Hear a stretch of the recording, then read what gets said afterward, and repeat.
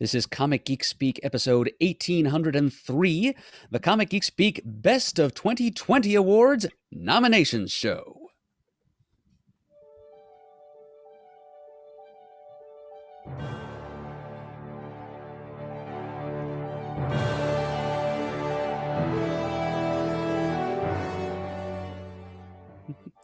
Welcome to the show. I'm Adam Murdough. I'm Ian Levestein. I'm Chris Eberly.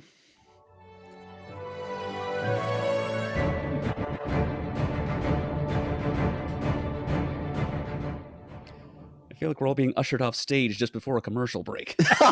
Our acceptance speech went too long.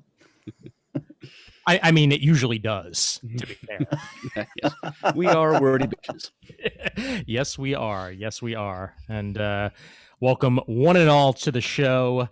And yes, it is indeed time. We're not even close to, we're 3 months into 2021, which is just the right time to celebrate 2020, in my opinion. Yeah, from a distance. Exactly. Like, far enough away. Stay back. We don't even really want to think about it that much, but there were plenty of good comic books that came out in 2020, and we're going to celebrate them. Yeah, there were a pretty high. I'm trying to think of the word I want to use here. A pretty high proportion of good comics, especially given the truncated publishing year that we all experienced last year. Yes, indeed. Yeah, a lot came out in, I'd say, the last 6 months, probably to make up for lost time. I feel like. And I found as I was doing my list, I really wasn't having much trouble filling out most of the categories, which was actually reassuring. So, yep. And first of several gestures of thanks here to all the listeners who submitted their nominations ballots as a part of this initial part of the awards process. So thank you for making your voices heard, and we'll be hearing whom and what received your nominations as we proceed here through the categories tonight. Yes, indeed. And we're very much looking forward to that. But first, before we get there, a word from our sponsor. And our sponsor is you. That's right, listeners. You. Right there at patreon.com/comicgeekspeak. I'm going to do that finger point every single time if I can. But just to give you a visual for those of you on the video, because there's not really going to be that much visual outside of ourselves this time. So I might as well just show you what the Patreon looks like over at patreon.com/comicgeekspeak. And the fact that I'm going to zoom in on this so that everybody can see it. 94 patrons we are now up to at $281 per month. And that is a fine. Outstanding. Thank you. So much. That is enough to meet our operating expenses and our equipment fees, and then some. Yes, indeed. Yep. Yeah, and we're gonna keep on keeping on with this, and may have to try to think of something that once we get to 100, maybe something cool that we can throw the way of the patrons. Maybe some extra audio or something like that. I'm sure we can come up with something. Yeah, exactly. Yeah, but either way, big old thanks to you guys. And as Mert said, this is very much keeping our lights on and keeping our operations budget above the negative, and that's all we need to keep this thing going. So. Thank you guys more than anything else. Patreon.com/comicgeekspeak. Okie dokie. So before pre-show, we were mentioning that Chris went Murd style and has his on a legal sheet. So he's got the legal pad. I've got the Word open, the Microsoft Word, and I have a feeling Murd probably went legal pad. Am I right? Well, actually, for the award show, what I usually do is simply copy the list of categories onto a word processor file and just print it out on a white 8.5 by 11 sheet. Word processor file. I love it. But I will never dare speak a word against the yellow legal pad method. Please. Yes. Yeah. Murd, let me tell you, for years. Yeah, you've inspired me over the past years in that I now use yellow legal pads for all of my note taking for my schoolwork. As some listeners know, I've been working on a history podcast. I hope to launch in the not too distant future. I use yellow legal pads for all my outlining for that. So I'm all about the yellow legal pads, Murd. I now buy big packs of them at Staples in your name, sir. Oh, it's my honor to be your yellow paper patron, Chris. Yes, and I have stacks similar to that in my desk at home and in this very office at the Christmas barn as well. Yep. Ah, that makes me feel soft and nougaty inside. Superb. Also, speaking of the listeners, I'd like to thank all the listeners that came through this time around. As after I know that after we extended our deadline by a week, we did get a lot more participants in this year's best of. So, very big thanks to anybody who sent in a list. Oh, yes. Yep. I know it's been a hard year, and I know that not everybody's had time to read, but Mhm. it's great to get any sort of response whatsoever for these best ofs. So, there we are. Yep. Alrighty. So I'll just go ahead and go through the explanation real quick. We used it. We do these similar to the way we do top fives, where we'll all read our nominations and then go into a bit of further detail, and then we'll go ahead and read the listener nomination immediately after that. So anybody who has not listened to a best of before, that's the general process that we're going to be doing tonight. And Murd, how about you start us off with our first category? Okay. All right. The first of our 16 categories in which a Best of 2020 award will be given is Best New Hero or Hero Team.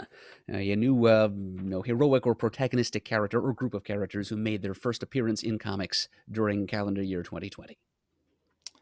Alrighty. And your nomination. Let's start with Chris. All right, there we go. Chris, your nomination, sir. All right. My nomination, and it may sound a little strange, I'll explain when we elaborate, but my nomination for new hero is Gwen Stacy. Oh, Ah, that is kind of a dark horse. Okay. My nomination for Best New Hero, D-Cell. Oh, okay. I think I know which character that is. Yep. Let's see. And mine, well, the reason I wanted Chris to go first is because I was kind of assuming that he would choose my choice of best new characters, and I wanted to give him first crack at it. So instead, I'll just claim this How for gallant, one. sir. Skulldigger and Skeleton Boy. Nice. Okay, Murd, you know what?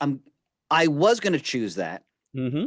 And the reason I didn't, I thought because he had premiered the previous year that I couldn't choose him. Oh, okay. I didn't even realize that. I could be wrong about, and it doesn't matter. It's not like this is, Yeah, I thought his first appearance was in Skulldigger and Skeleton Boy #1. it is, but Ian can check me at his leisure. I thought that came out in 2019.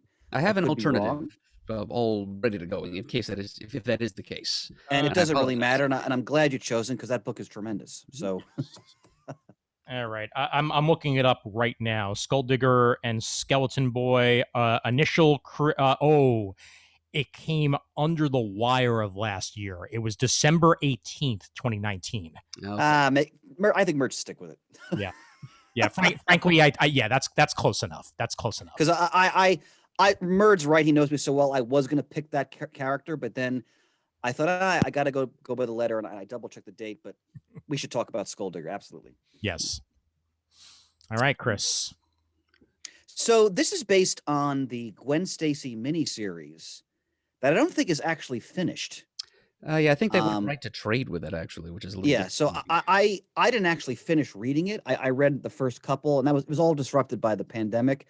But what I loved about it was that it was exploring Gwen Stacy, not Spider Gwen or the Gwen who gets thrown off the bridge, but a Gwen in her high school years who is sort of acting like as a sleuth and someone who is involved in trying to sort of ferret out misbehavior going on in her world at that time.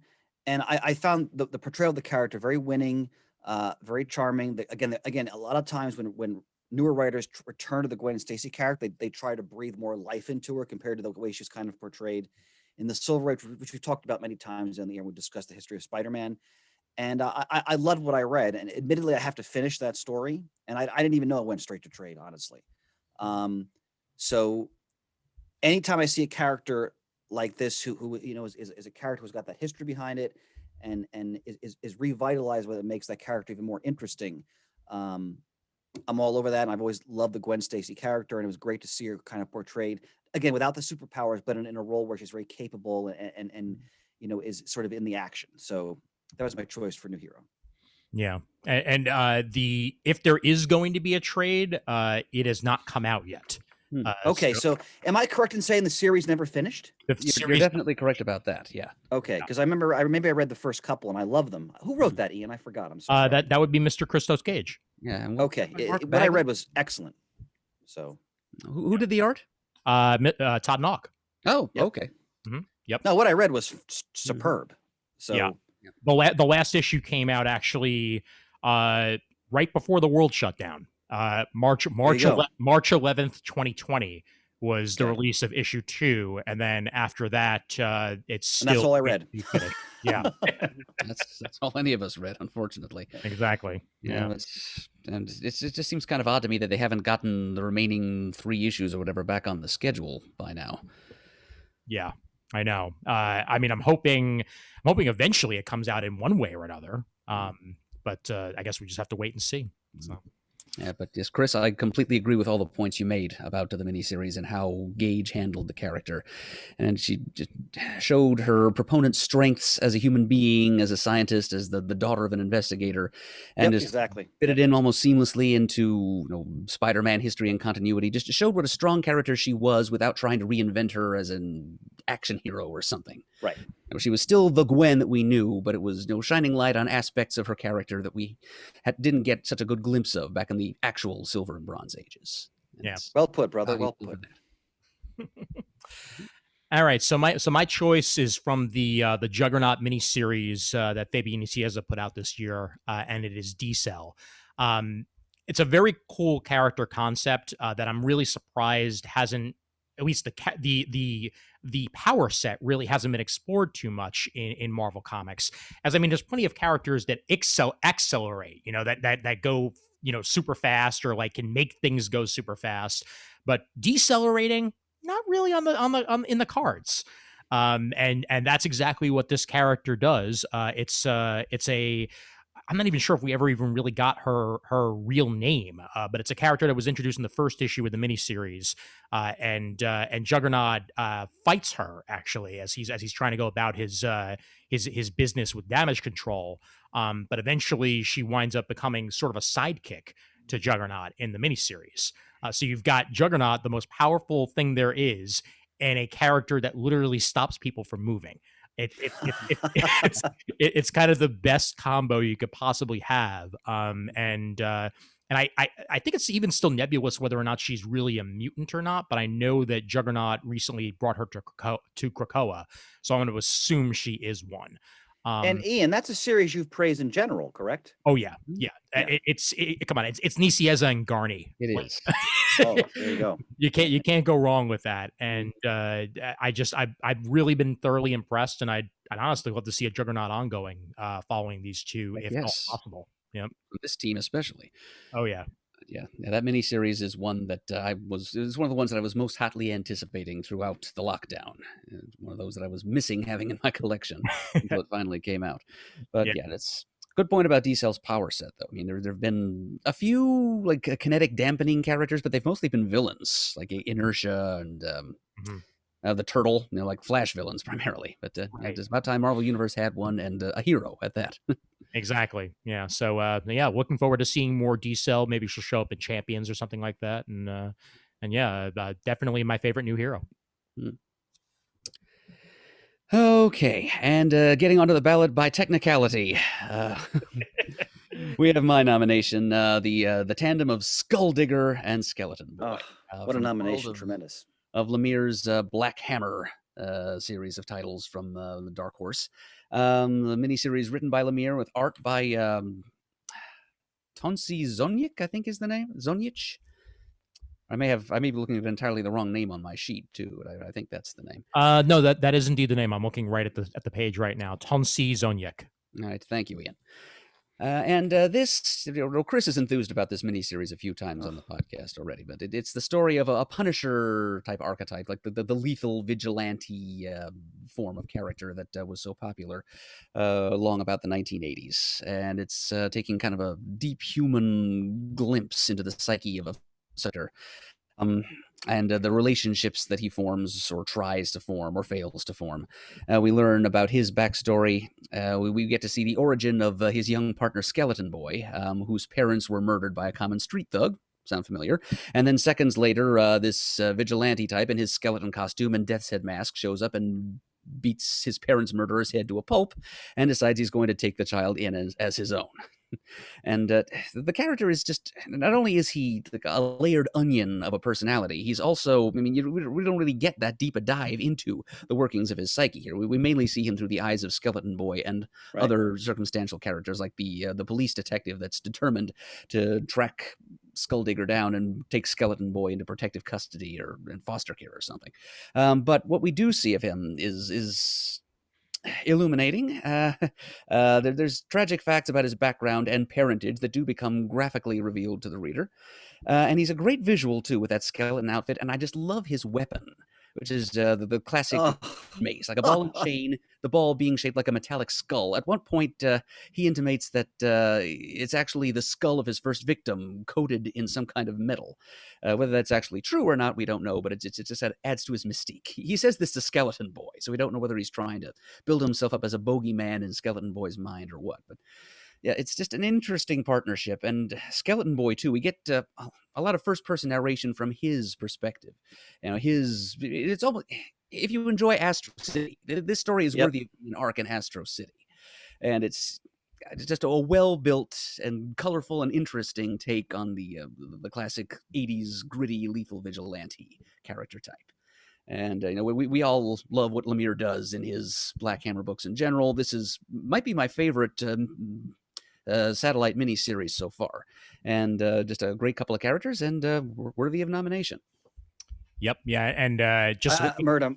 looking at the character design of Skulldigger and Skeleton Boy too. I freaking love those character designs. They're just so unique, and like we've seen like skeleton-esque costumes so many times, but nothing this unique. There's just something very, very different about the way that they're drawn that I really love. Yep. And I also wanted, and I mentioned this before, I'm so glad Mert chose this. And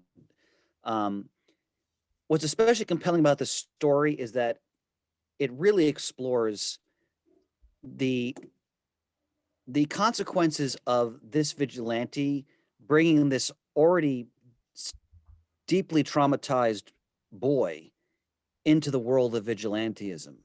And boy, you know, that does not go well in any way, shape, or form. And so where we you know, we have the romantic versions of, you know, the hero's sidekick. Mhm. This is the underbelly of that.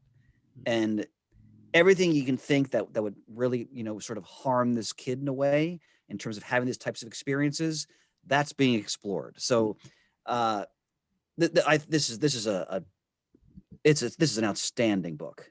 I can't recommend it enough. Yeah, I'll definitely have to give it a shot and add it to my long list of Black Hammer things that I have to read. I guess and the listeners, Murd. Yes, the listeners. Well, I tell you, folks, there's not an awful lot of landslides in this year's voting.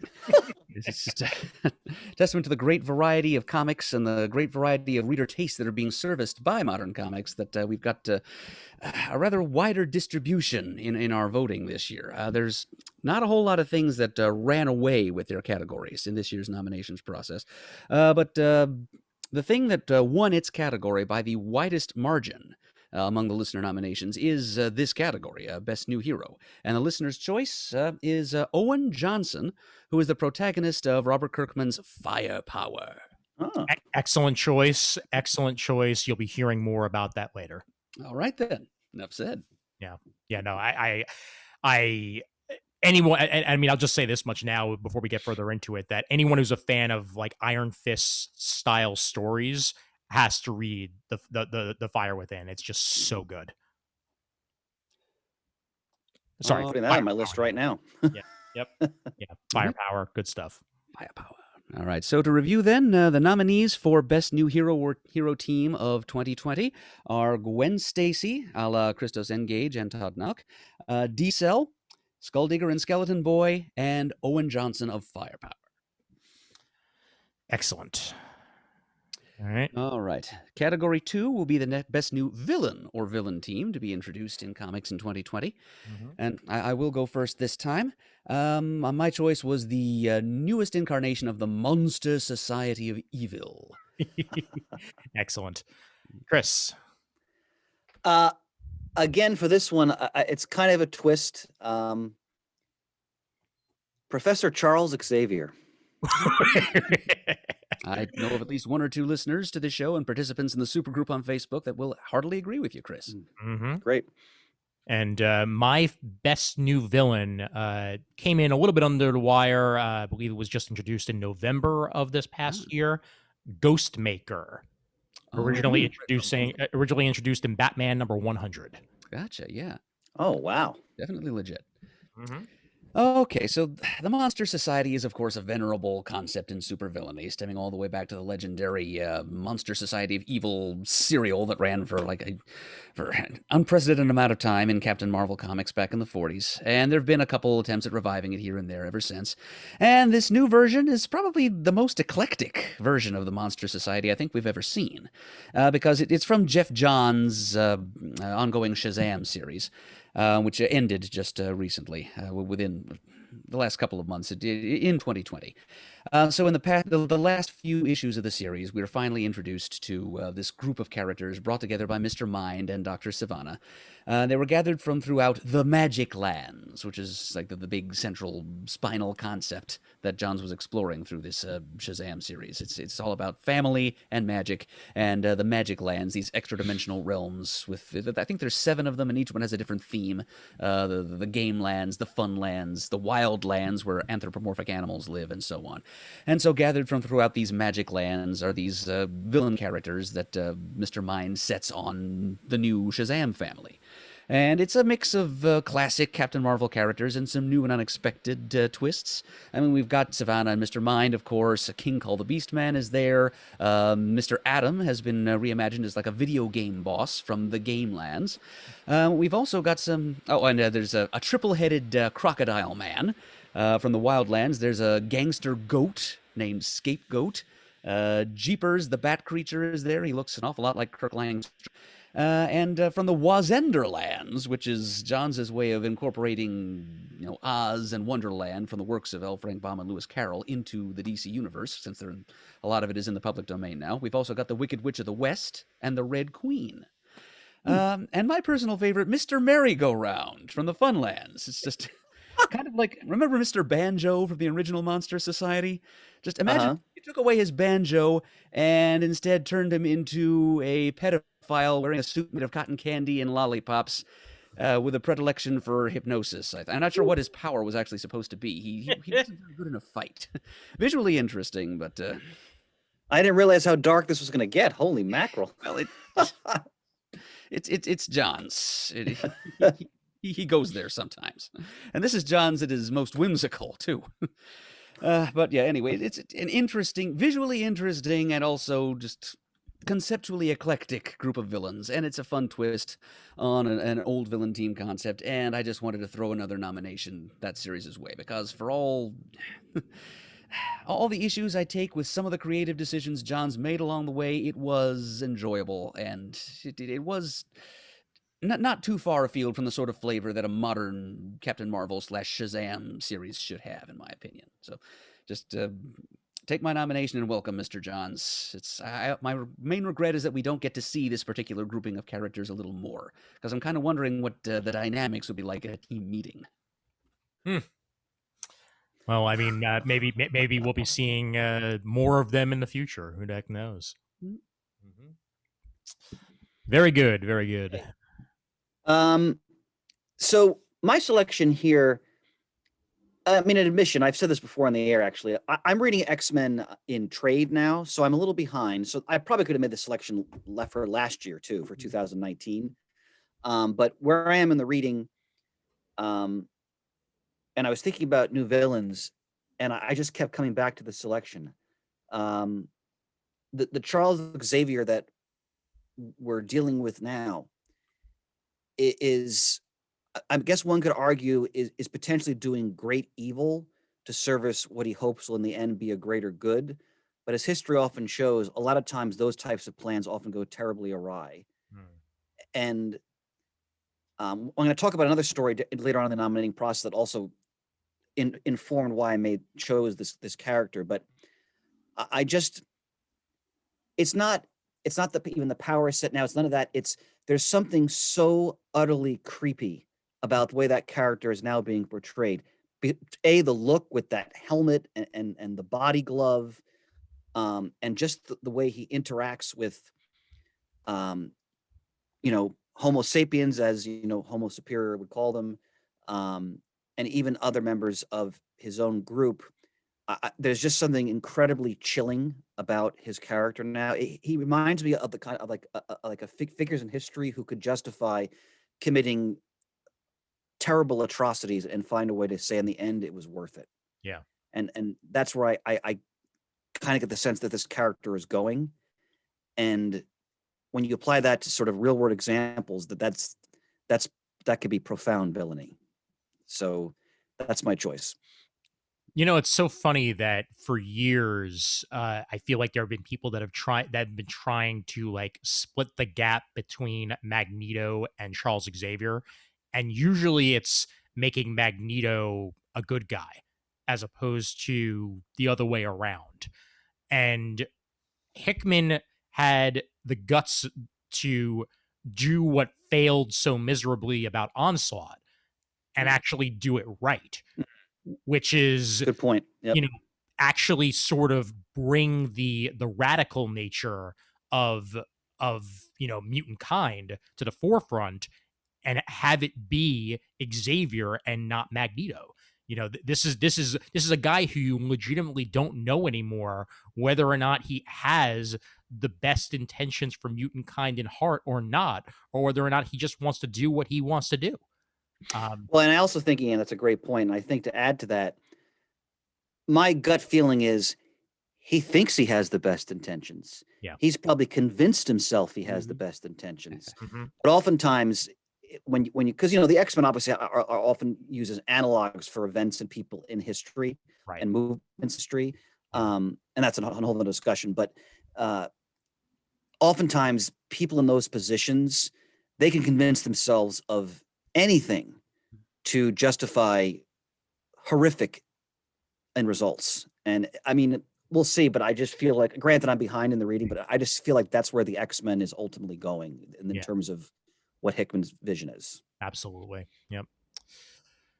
Alrighty, so I went with Ghostmaker for my choice for best villain. And as I said, Ghostmaker is pretty new, and I still need to read more about the character than what I have. I've read about 2 issues with him in it so far, and Ghostmaker goes with a trope that's been done before. Ghostmaker is a contemporary to Bruce Wayne. He was trained around the same time, oftentimes by the same people, but without the morality that Bruce Wayne got. He's kind of like a cross between Punisher and Batman in that way, where, he will do whatever it takes to bring someone to justice. And that's just not how, Batman plays the game. Like back in the day when Red Hood was doing that and Batman had to, bring him aside and be like, it's my way or nothing, because, frankly, you can't do this. We haven't quite gotten there yet with Ghostmaker, but we're going to, because this is a guy who simply cannot coexist in the way that he's going about things with Bruce Wayne, because, it's Gotham. And if you put rule of law, that there's martial law in Gotham, then it's a police state. And Bruce is not gonna play with that. And that's pretty much what Ghostmaker is trying to do. He thinks he's better than Batman, and thinks that he has the morality to do so when his morality itself is corrupted. And I think that's what's fascinating about the character, and I can't wait to see more of him to see exactly where they're going with the storyline. So he's not a character who would nominate himself for a villain, is he? He very well may not. Yeah. I think kind of villains. Exactly. Yeah, that moral gray area is the best place to play sometimes.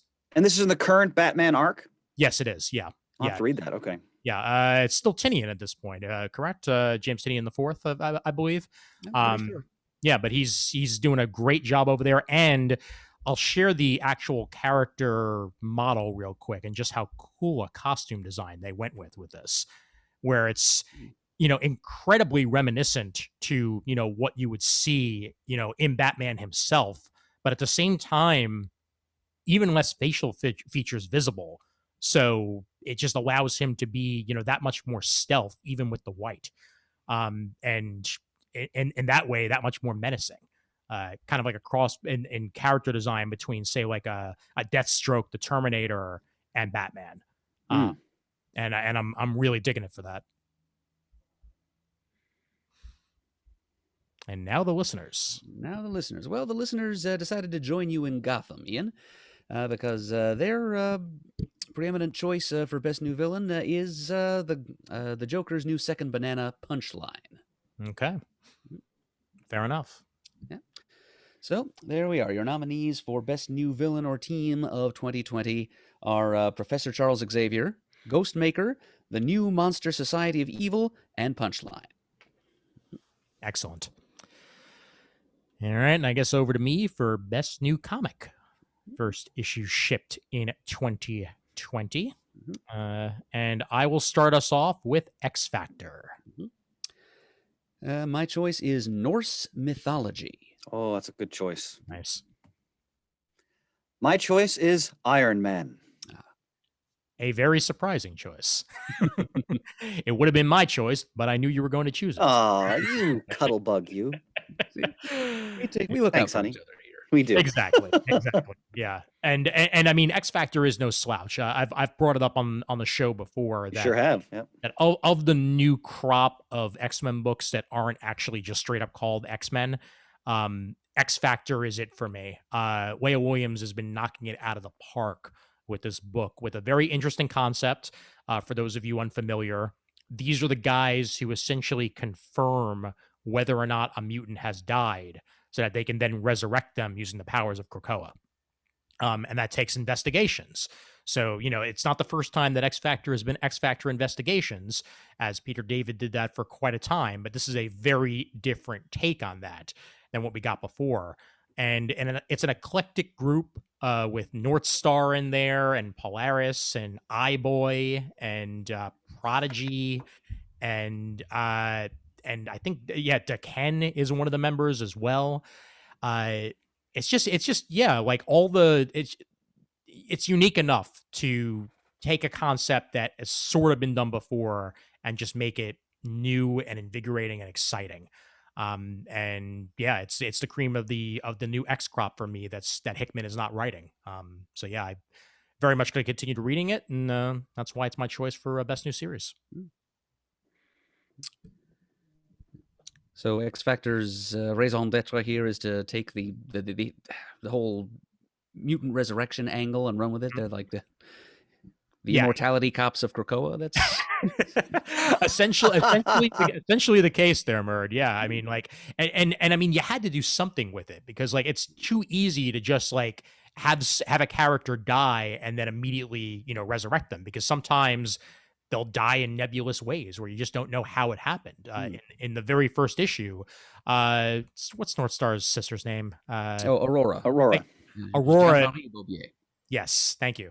Aurora is the one that goes missing, and they have to actually determine whether or not she's actually dead. And when they find her body, then they're able to get word back to Krakoa to essentially revive her with the last memory backup that they had, and then also find out who killed her, because clearly they have to bring that person to justice. So it's a little bit of investigation and resurrection all in one package, and you can't go wrong with it. You certainly cannot. And it's a very worthy aspect of this new X-Men status quo that's of being further explored in an ongoing series. So yeah, Absolutely. Yep. It's not one of the X books that I had been picking up, but I instantly regret it now that I know what it's actually about. Yeah, no, you'll love it, and if you get a chance to pick it up in trade or just find the single issues around, definitely make it happen. Yeah, I have to go back to like House of X Powers of 10, whatever the first miniseries are. I still haven't gotten Yes. those in trade. And until I do that, I can't go forward anywhere in the X verse right now. Oh Although yeah, and that is a trip. Yep.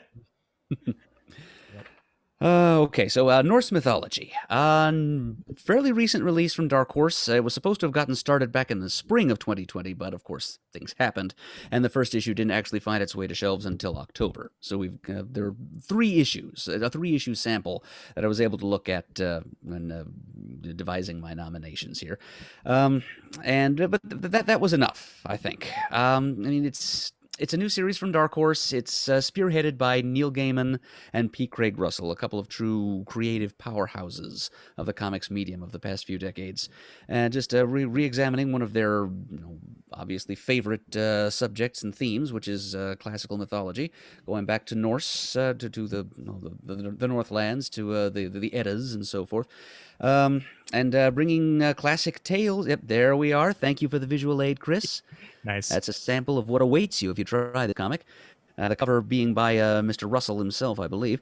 Oh, it's breathtaking. Oh, Yes, and it's basically just straight adaptations of classic Yep. Norse myths. I mean, they're not taking them in new directions; that they're reinterpreting them in fresh ways. But it's stories that if you've read Norse myths before, you will probably recognize. So it's just kind of gathering around an old fire by in a Norse port town, and then listening and being regaled with tales of the old gods over again, but brought to life by such really skilled craftsmen as Gaiman and Russell, but also they have some help from some industry friends like Mike Mignola, and some fine work from Jerry Ordway, who is one of my favorite artists. So, I have a yen for classical mythology. These are tales that I know already, but it's just nice to see them brought back to life again. And it's a breath of the familiar, but also just so skillfully and beautifully reimagined, and life on the page. It's a reading experience that I'm going to be savoring, in the 16 years from now when I actually get around to reading them for the first time again.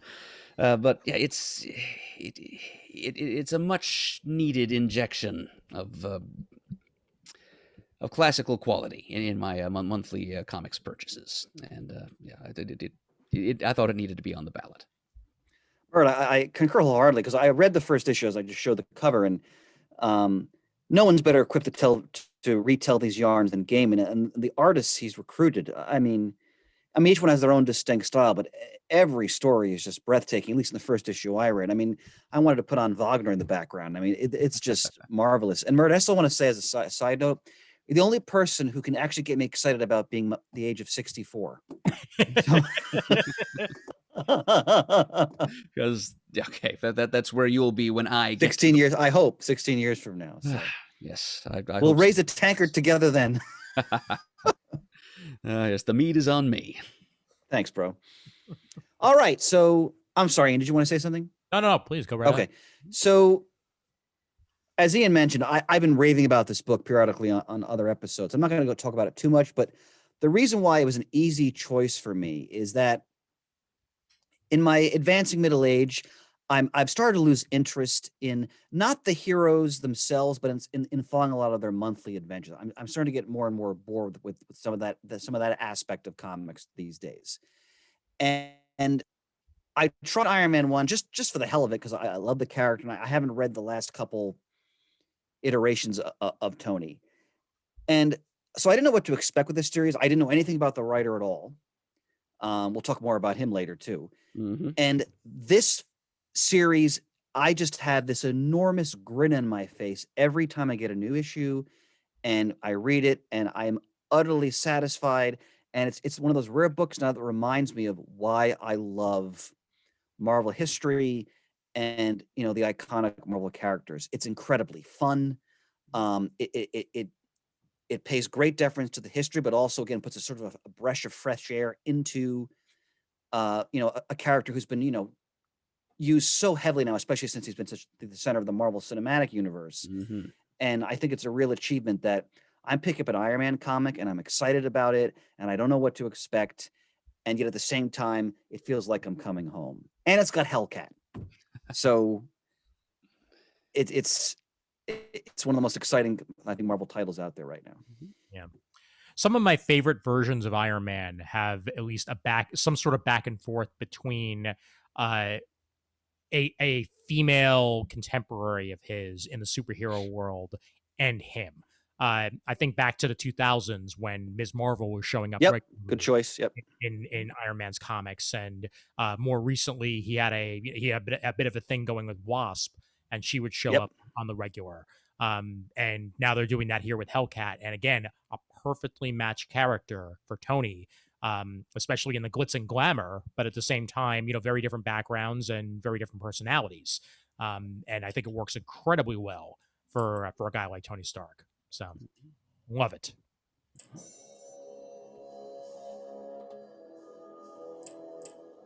What is that? Oh, I thought you were doing that. That is not me. It's not me either. What in the world? Is it a web page? It might be one of the other windows I've got open in my browser. I thought you were getting to something Wagnerian because of Norse mythology. Yeah, that's what I was thinking too. Nope, no, it was me. I'm sorry. I opened a browser window that had musical. He's majestic, isn't he, ladies and gentlemen? Ominous. I think it enhances the listening experience, personally. I'm so tempted to keep that in, and I'm probably going to keep that in. Oh, Ian, you got to keep it in. Oh, Come yeah. Professionalism's already out the window. We know. It's just further out the window now, and beautifully done. All right, the listeners, Murd. Never seen professionalism do such a graceful half gainer to the ground below. Exactly. Well, the listeners' clear choice for best new series of 2020 was an Image title brought to us by James Tynan IV, The Department of Truth. Yes, I have not gotten to that yet, or else it probably would have been on my list somewhere. So, yes, excellent. I'm writing all these down. All right. Yep, it's not one that I picked up or ever really meant to pick up. It just didn't look like my kind of read, but glad the listeners are into it. Yep. I've heard from multiple people that it's well worth a read, so I'm going to have to give that a shot at some point this year. Okay. Excellent. So there's your slate of best new ongoing comics of 2020, Iron Man, X Factor, Norse mythology, and Department of Truth. Very good. Alrighty. So, Chris, you want to start us off with best limited series? With pleasure, brother. X-Men Fantastic Four.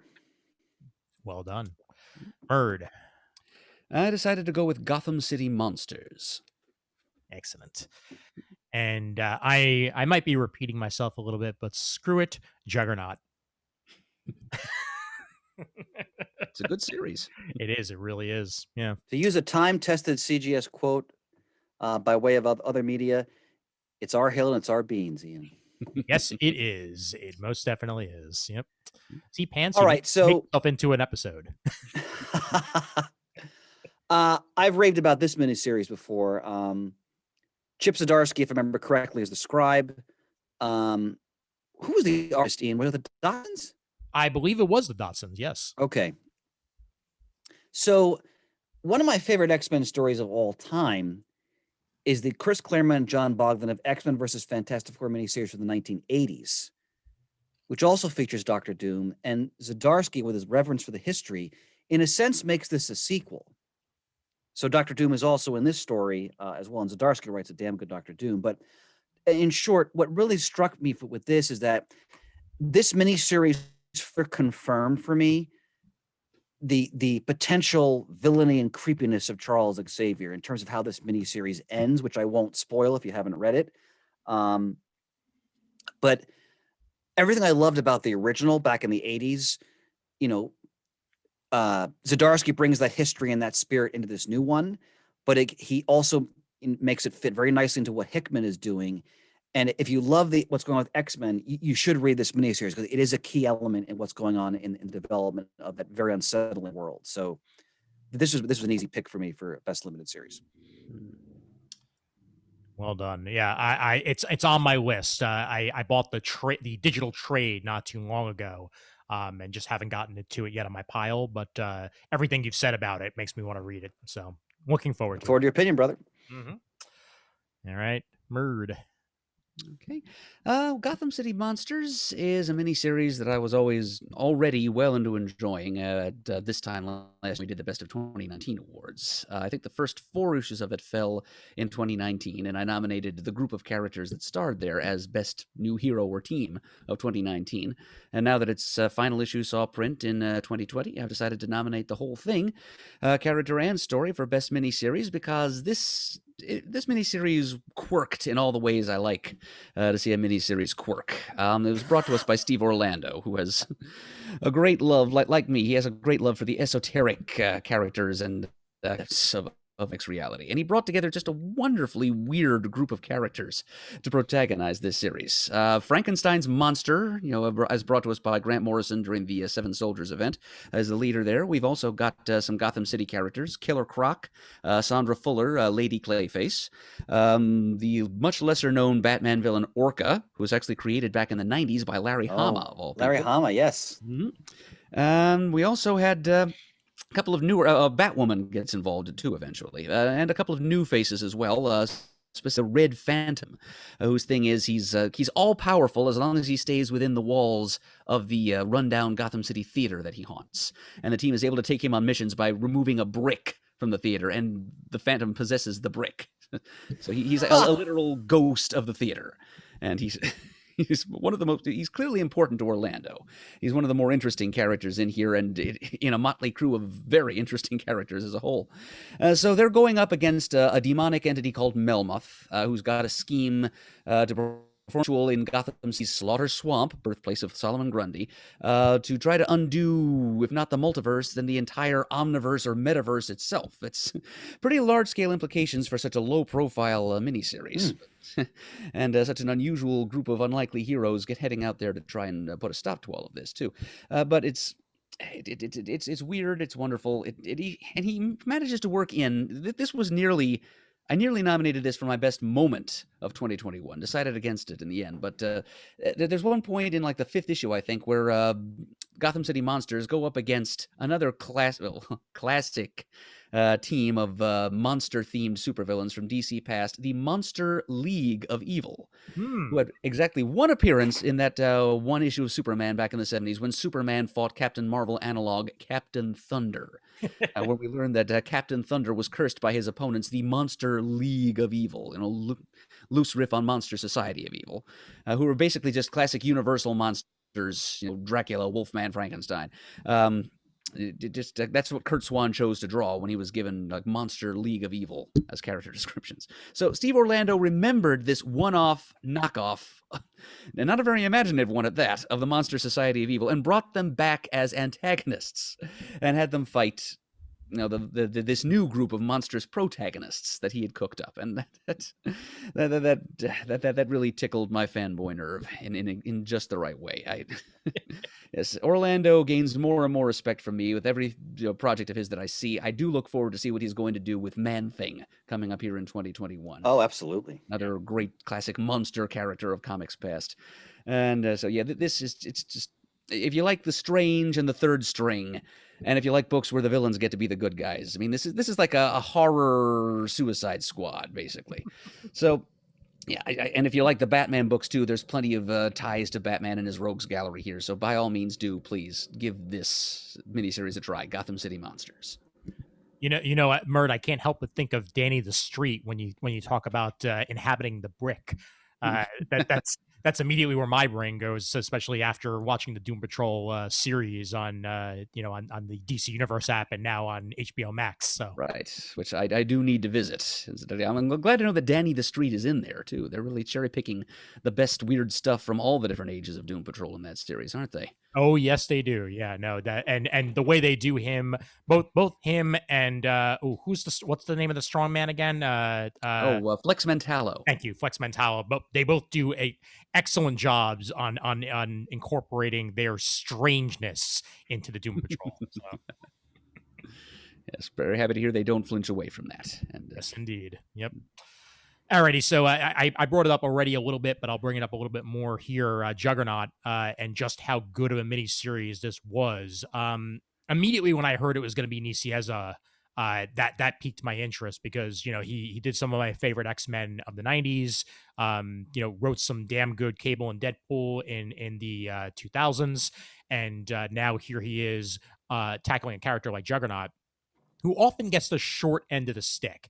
Um, he's usually portrayed, well, not usually, but often portrayed as just dumb and hulking. Just a very powerful thug. Exactly. And I love when he's given so much more than that. Literally, the only part of Chuck Austin's run of X-Men that I like is it's him turning Juggernaut hero for a while. Didn't quite love what he did with him when he did it, but that was an excellent turn for him. And I think sort of led, or at least put the building blocks out for what Nicieza did here, in that fashion. And really, like, you're just seeing a guy who's just trying to get by with his Crimson Bands of Sidorak as well. And it's just not necessarily a bad guy. He's a he's jilted at times and still feels like he's the bumbling stepbrother in comparison to Professor Xavier of all people. But he tries to get by in this world, and that's the way that Nicieza portrays him. And really, it's just it's what makes the miniseries so endearing to me, is that it gives him a heart and it gives him a soul and kind of just like rounds out the character. And I hope that this continues. I hope he's not just the bumbling guy that Spider-Man beats up anymore, and that we get a little bit more of this Juggernaut, because if we do, I will be very happy. Well, Ian, I'm really glad you mentioned this, and you maybe want to read this story, because the Juggernaut has always struck me as, I go back to his partnership with Black Tom Cassidy, for example, as a character who really has layers that haven't always necessarily been fully explored, but you kind of sense they were there. I always think back to one of the greatest single issues of X-Men ever in Claremont's run. Is it 194 or 198? I forgot the exact number, where Nightcrawler, Logan, and Peter are in a bar, and they're taking Colossus to task for dumping Kitty. And Peter ends up inadvertently in a brawl with the Juggernaut in the bar. It becomes a bar fight. Right. I'm sure you've read this story. It's a classic.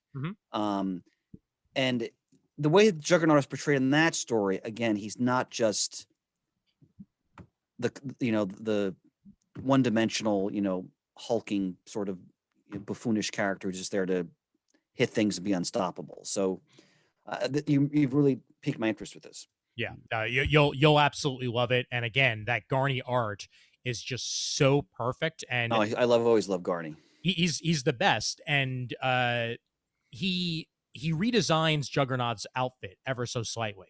And this is, I think, my favorite version of the character, art-wise as well in this, just for like the little tweaks that they do on the costume. Let me see if I can bring it up here on the web, but it's it just makes things look a little bit more streamlined, but it absolutely works in the overall personality of the character. Yeah, I did find it here. Here we go. And sharing. And yeah, that's that. Oh, I like that quite a bit. I love Garney. I love Garney. He's the best. He absolutely is the best. So, yep. Had to nominate it, and glad that we got it all this year and that it wasn't really disrupted too much by everything going on. So there we are. All right. All right. And the listener's choice for Best Limited Series of 2020 was actually 3 choices. This happened a couple of times. So we ended up with a 3-way tie. All of them worthy entries, though, that are going to spice up the ballot a bit in this category. And they are Batman 3 Jokers. Pretty high-profile publication there. Superman's pal Jimmy Olsen. Matt Fraction, which I might have ended up nominating myself if I hadn't. Which is on my book stand. I haven't read that yet. I've heard it's wonderful. Yeah, neither have I, but I bought it in trade at the very first chance I had.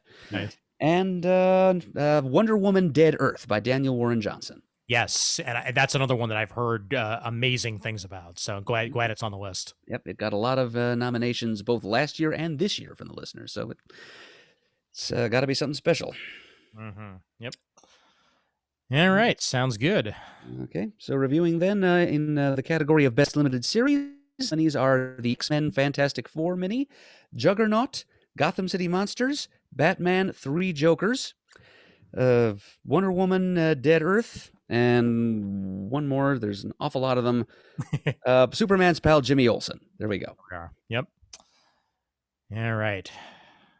Okay. I guess I'll start us off with best single issue or one shot. And I chose a one shot. And I went with X-Men Marvel's Snapshot. Yes, that series had a lot of nomination-worthy entries, didn't it? Oh yeah, It did. Yep, absolutely. I chose a standalone issue of an ongoing series, Detective Comics number 1027. Okay. And Chris? I chose a one shot, Star Trek: Hell's Mirror. Nice. All right, yeah. So I've talked about this also on a comic talk before, but this is the issue that made me really appreciate Cyclops in ways that I did not appreciate him before. Growing up, in the 90s, the Cyclops that I knew screamed Gene a lot. And I mean, I've been going through X-Men the Animated Series again more recently, and it really does hold up story-wise. Just the one part of it that does not hold up is the fact that Cyclops and Jean are not characters. They're just other than the Phoenix Saga, which is still to this day the best adaptation of the Phoenix Saga that's existed outside of the comic books. The X-Men the Animated Series version of the Phoenix Saga is superb, and in some ways sticks the landing on the original ending because it's a kids show. They couldn't kill her off, right? Of course. So they essentially do what was similar to what John Byrne and Chris Claremont's original plans were for the character, which is interesting. Nevertheless, the Cyclops that I knew screamed Gene a lot. That was my guy. He had belts everywhere and was the Boy Scout. And there've been other creators that have rounded him out a bit over the years. Obviously the Astonishing X-Men run did a good job of that. In some ways, Morrison's run did that when pairing him up with Emma Frost and all that. But what this Marvel Snapshot does is get to the core of how the character became who he was. Sort of an origin story for him further than we've ever gotten before, outside of him falling from a plane and then getting laser eye beams. We get to why he is that Boy Scout in some ways, and also just the influences that he had throughout his life. I think Jay Editon does a terrific job of getting to the heart of the character in this story. And I don't know, for me, sometimes a one shot is something, because I buy very few of them these days, because they cost enough as they are. You gotta really give me a reason to buy it. And if you're gonna give me an inside scoop on a character that I may not have fully appreciated before, then you're going to get me to buy it. And this was definitely that. And I loved every page of it. Having Reed Richards in there and Tony Stark in there in some ways. Corbeau showing up again. Famous astronaut Peter Corbeau showing up. Starcore. Yep. So yeah, it was everything I wanted it to be and more. And I have a great appreciation for the character now, thanks to this issue.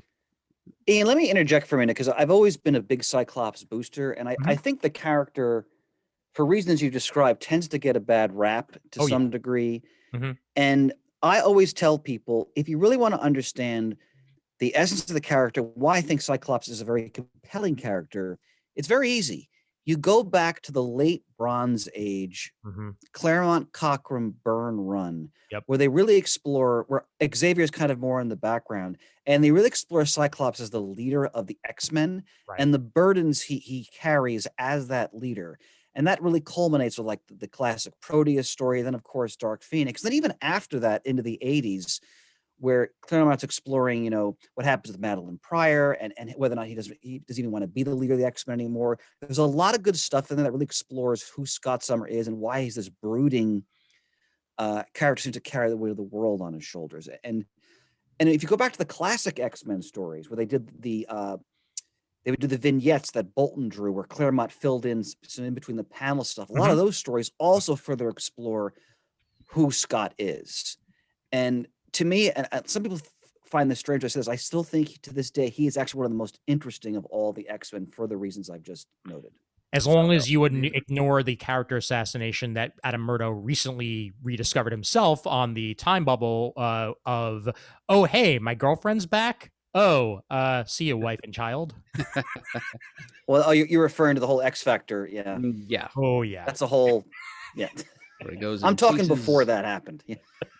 I'm going to go out for a smoke. Yeah. All right, Murd, fire away. Okay, yeah. All right, so I decided to be a sucker for the big event tribute issue, and went for the 144-page spectacular Detective Comics number 1027, celebrating 1,000 issues of The Batman.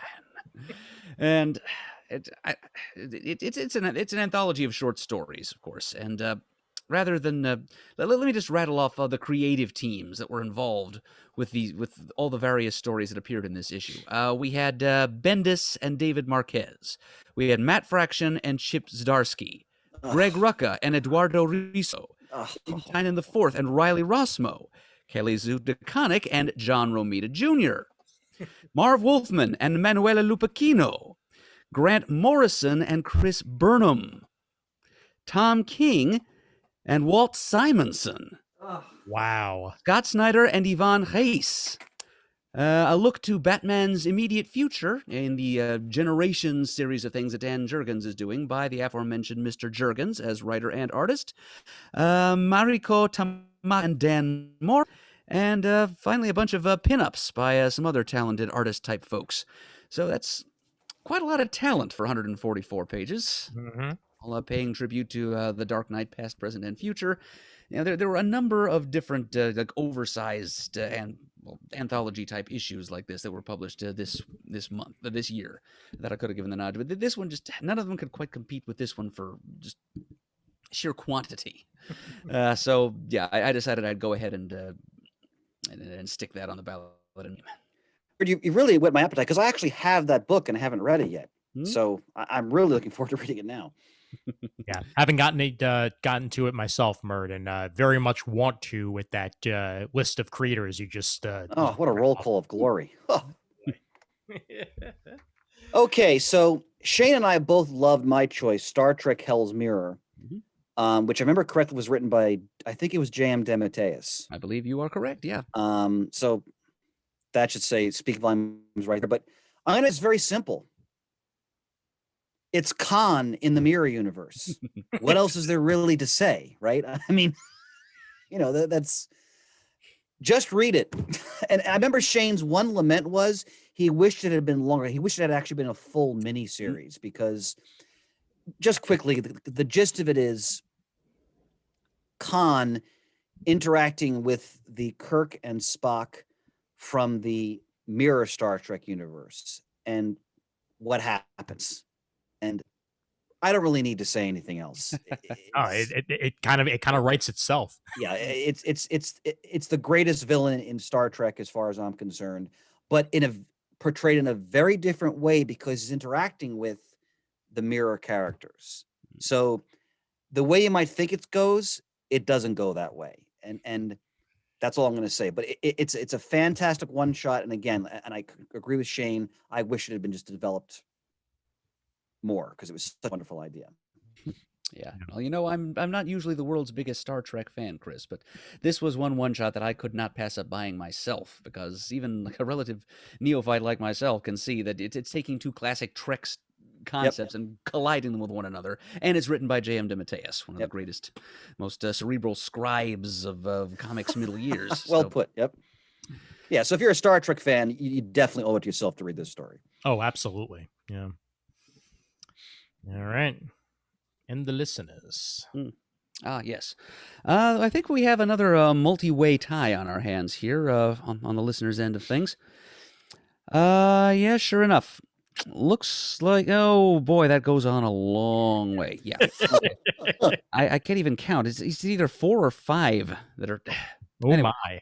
I'll read them off. Okay, so the listener's choice for best single issue or one shot, we've got Dark Knight's Death Metal: The Secret Origin. Spotlight on Superboy Prime. I have read that one shot. I can sign to see what the listeners are talking about. Giant Size X-Men: Jean Grey and Emma Frost. Immortal Hulk: The Threshing Place. And Marvel Snapshots Submariner. So that's so good. That Marvel was a runner-up Snapshots. for me. Yeah. That's an excellent story. Mm-hmm. Yep.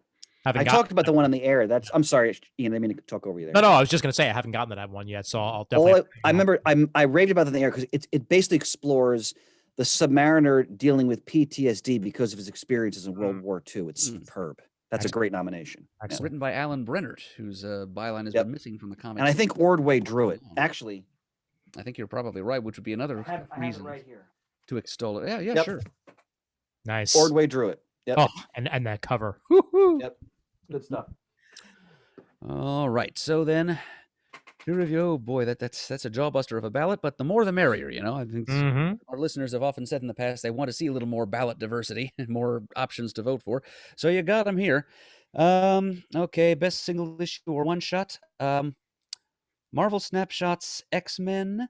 I'm sorry, Chris, but remind me what you nominated. I didn't get a chance to. Star Trek Hell's Mirror. Star Trek Hell's Mirror. Yes, thank you. I'll get that down here in a moment.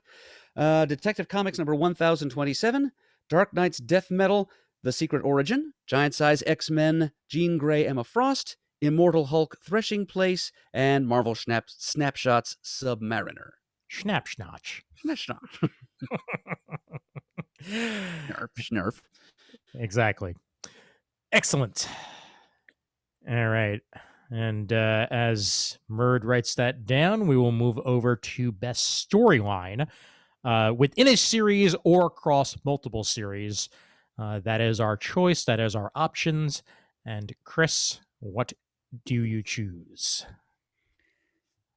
So I guess let me explain. Because it was finite, the entire Doctor Doom run last year, which essentially is Doom's quest to sort of find himself and his place in things, in terms of Latveria and also in history and time, because Kang is involved in it.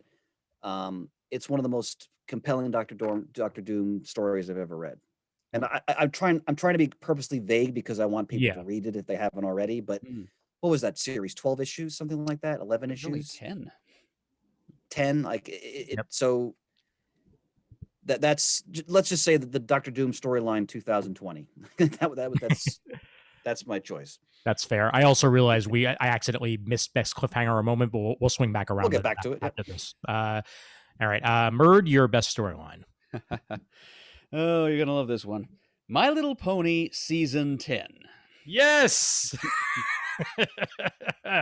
And that, ladies and gentlemen, is on brand. All right, and I am going to go with DC Death Metal. Oh. Yep. All right. So for me, kind of like what I said before, this is basically this is the Cantwell. I think LaRocque is the artist. Saga from 2020, where Doom is accused of committing a crime that for once he actually didn't do, and it's about him sort of cast out on his own and trying to sort of claw his way back to not only his throne, but also a sense of himself and who he is and where in his place in things. So it's Doom interacting with Kang, who essentially is him from another, from the far-flung future. It's Doom moving through time. It's Doom trying to sort of get a sense of, am I here for greater good or for greater evil? And I'll leave it at that. When we get to our like cliffhanger or shocking moment, I'm going to return to this. So that's my choice. Fair enough. Well. What do we have here? We have a real dark horse, no pun intended here. I can already tell you, One of the things that you gentlemen nominated in this category was also tied for first place for the listeners' nominations. So I already know that what I've nominated stands no chance in the polls. But I just didn't identify that many storylines per se that really resonated with me, so I felt I had to vote my heart on this one. It's and it is a cool thing that they're doing with the My Little Pony comic at IDW right now. And instead of just doing the sort of standalone pony stories that they'd been doing for the first 80 or so issues of the My Little Pony ongoing, they decided to go ahead and produce the 10th season of the My Little Pony cartoon that wasn't. Picking up from basically the end of season 9, where Twilight Sparkle finally took her place as head princess of the land, riser of the sun, and all that good stuff. And the first thing she chooses to do is send friendship delegations, composed of some fairly random gatherings of just eclectic throw-togethers of different My Little Pony supporting characters. Each delegation has one or two of the main 6 in it, plus a bunch of other characters, some of whom are not even ponies, members of the other rulers of Equestria and surrounding lands, and dispatches them to other lesser-known outlying territories of the whatever mystical continent includes the land of Equestria. So, just spots that fans of the cartoon have been wondering about for years, like where Abyssinia, where the cat people seen in the My Little Pony movie reside. Zecora the zebra's Africa-like homeland, somewhere to the south. So we get to see her home situation. We find out that the rhyming shtick that she does with her dialogue, it's an affectation. She actually can speak without rhyming. So it's a fun dig into some of the settings and characters of pony lore, and it's nice that they're doing this for the fans of the show in the same way that Dark Horse once upon a time did that. It did like additional seasons of the show in comic form for Buffy the Vampire Slayer, for example. And I'm pretty gratified that IDW has chosen to go ahead and do this, and it's a fun ride, and it adds a little bit of structure and direction to the My Little Pony ongoing for as long as it's going to last. So, yep.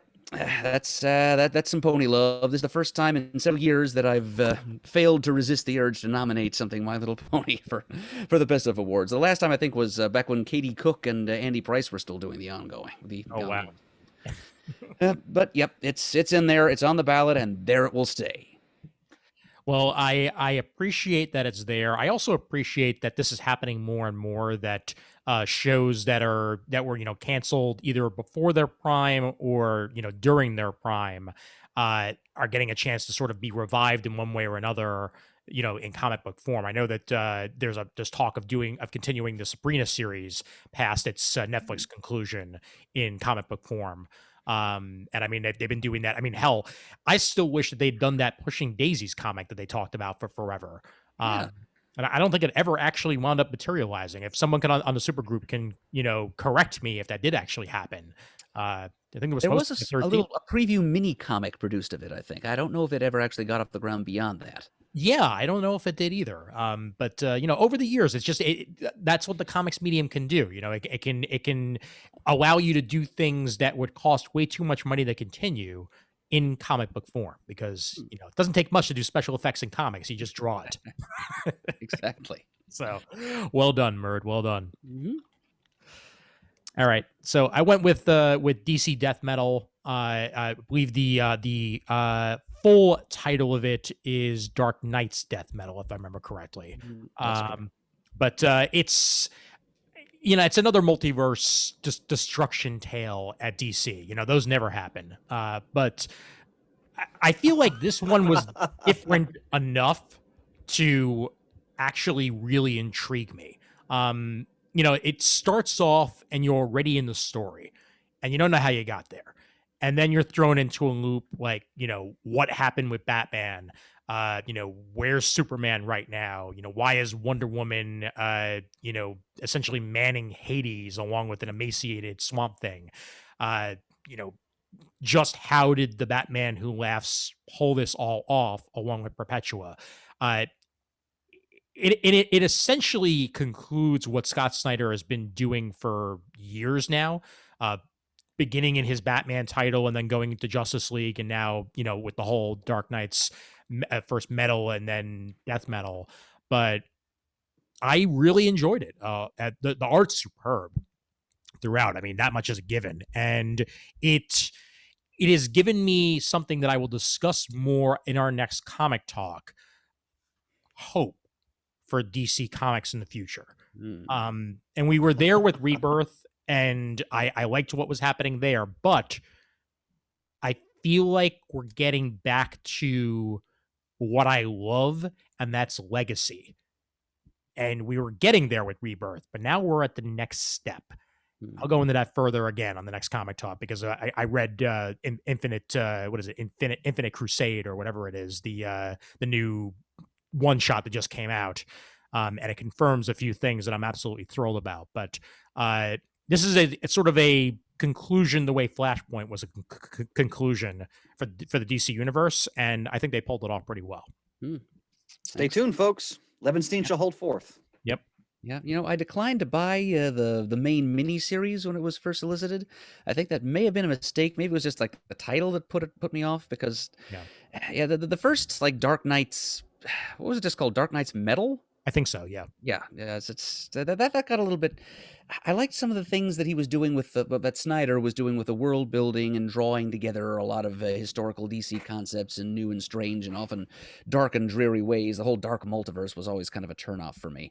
But it feels to me like in Dark Knight's Death Metal, he's kind of leaning away from the actual darkness, and he's embracing some of the fully embracing some of the colorful, convoluted absurdity of DC in its many iterations of reality, and just kind of throwing them all together. It seems to me like, I don't know, if Dark Knight's Metal was like a gothic opera, Dark Knight's Death Metal is more like a stage show by Gwar. Does that sound like a fair analogy?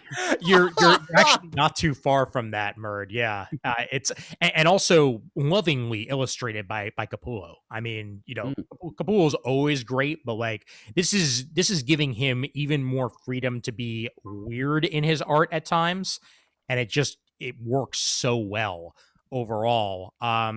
Plus, also you get in some multiversity-esque, mapping of the multiverse in this, that is completely up my alley, and I know it's up yours, Bird. So that's up yours, indeed. Exactly, up your nose with a rubber hose with that one. It's with a rubber lizard. Oh my God! I can say Murdough took me back. I actually saw Gwar in concert when I was in my 20s. Oh wow. And it's everything it was everything you think it was.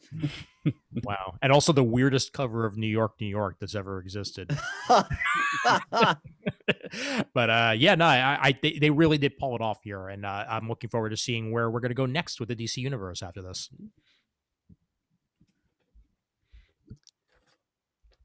Okay, and then I think it's listener time. Oh, yes, it is. Well, there was a two-way tie among the listeners. Close runner-up behind those two is Empire, incidentally. But the two top vote getters among the listeners were Dark Knight's Death Metal, which has already been covered by you, Ian, to put on the ballot. So the other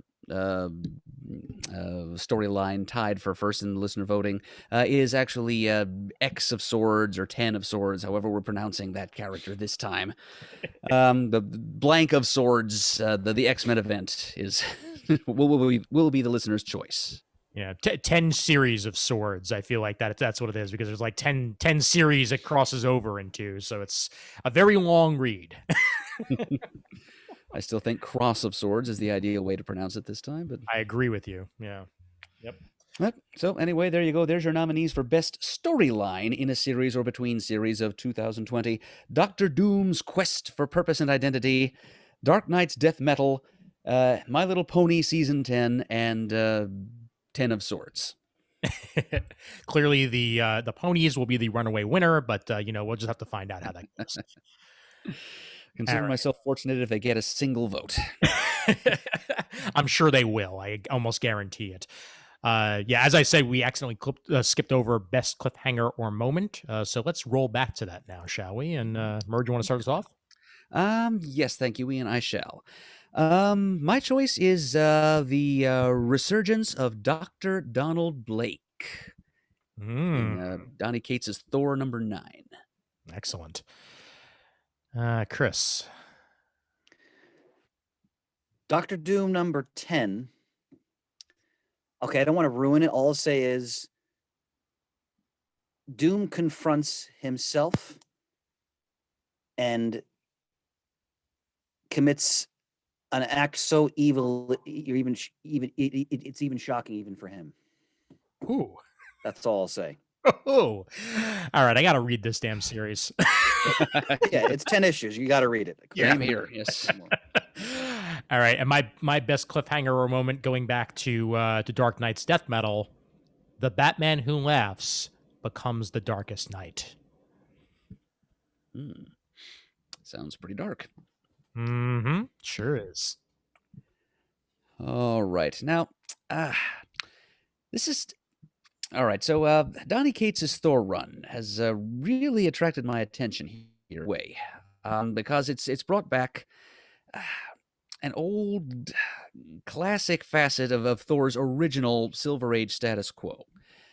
Which is his human alter ego at the time. When Thor was first introduced to the Marvel Universe, it was as the alter ego of a young medical professional who went on vacation to Norway, stumbled into an ancient cave, found a walking stick, smashed it against the wall, and suddenly was transformed into Thor. So at first, Thor was kind of treated as the alter ego of this doctor, as opposed to the Asgardian god and a separate entity that he would later be portrayed as.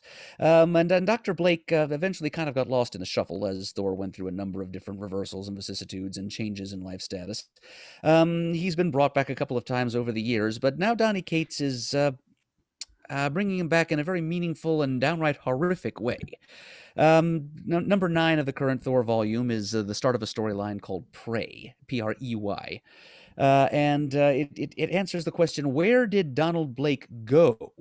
I have to read this. Oh, wow. When Thor switched places with him, because that's the way Cates is treating this. It's not so much that Dr. Blake transformed into Thor, it's that he was kind of shunted to limbo and Thor assumed his... It was more like the old relationship between Rick Jones and Marvel. Oh, wow. So Dr. Blake was actually sent to this sort of twilight dimension, which resembles a peaceful suburban neighborhood. And he just kind of walked around serenely and enjoying his time in this place that is not a place during those times that Thor took his place in the Marvel Universe and did his godly thing. So it was a nice place for Dr. Blake to visit, as long as he didn't have to live there. But unfortunately, at some point when the Dr. Blake identity was abandoned, Dr. Blake himself, the person, was abandoned there in this dimension. And he lived there for years, if not decades on end, and gradually he, to use Donny Cates' turn of phrase, went quite majestically insane. And not only that, but apparently while he was there, he developed some magic acumen, because at the cliffhanger or moment that I mentioned, the thing that I'm actually nominating in this category, Loki has somehow found his way into this private hell of Dr. Blake's. The sunny sky has been blotted by like a blood-red nimbus, and it looks kind of hellish, and Dr. Blake has been scrawling in some indeterminate red liquid, the sort of things that crazy people are assumed to write on the walls of their confinement. Is this hell? Why am I still here? Things like that. And then Loki finally confronts Dr. Blake, and he's all wrapped up in rags and bearskins. His hair is long and pointy. He looks like a wild man wizard. And he's carrying that infamous walking stick that he had to take with him to Limbo every time Thor and Mjolnir jumped over to the Marvel Universe. And he and Loki have a brief confrontation, and he just blindsides Loki and blasts the hell out of him with a beam of eldritch energy. And then, just to make a strong symbolic point, he takes that darned walking stick and smashes it right over his knee, as if to say, Donald Blake is back, and he's got a few scores to settle. And yeah, Chris, this is something that you absolutely should be reading, I think.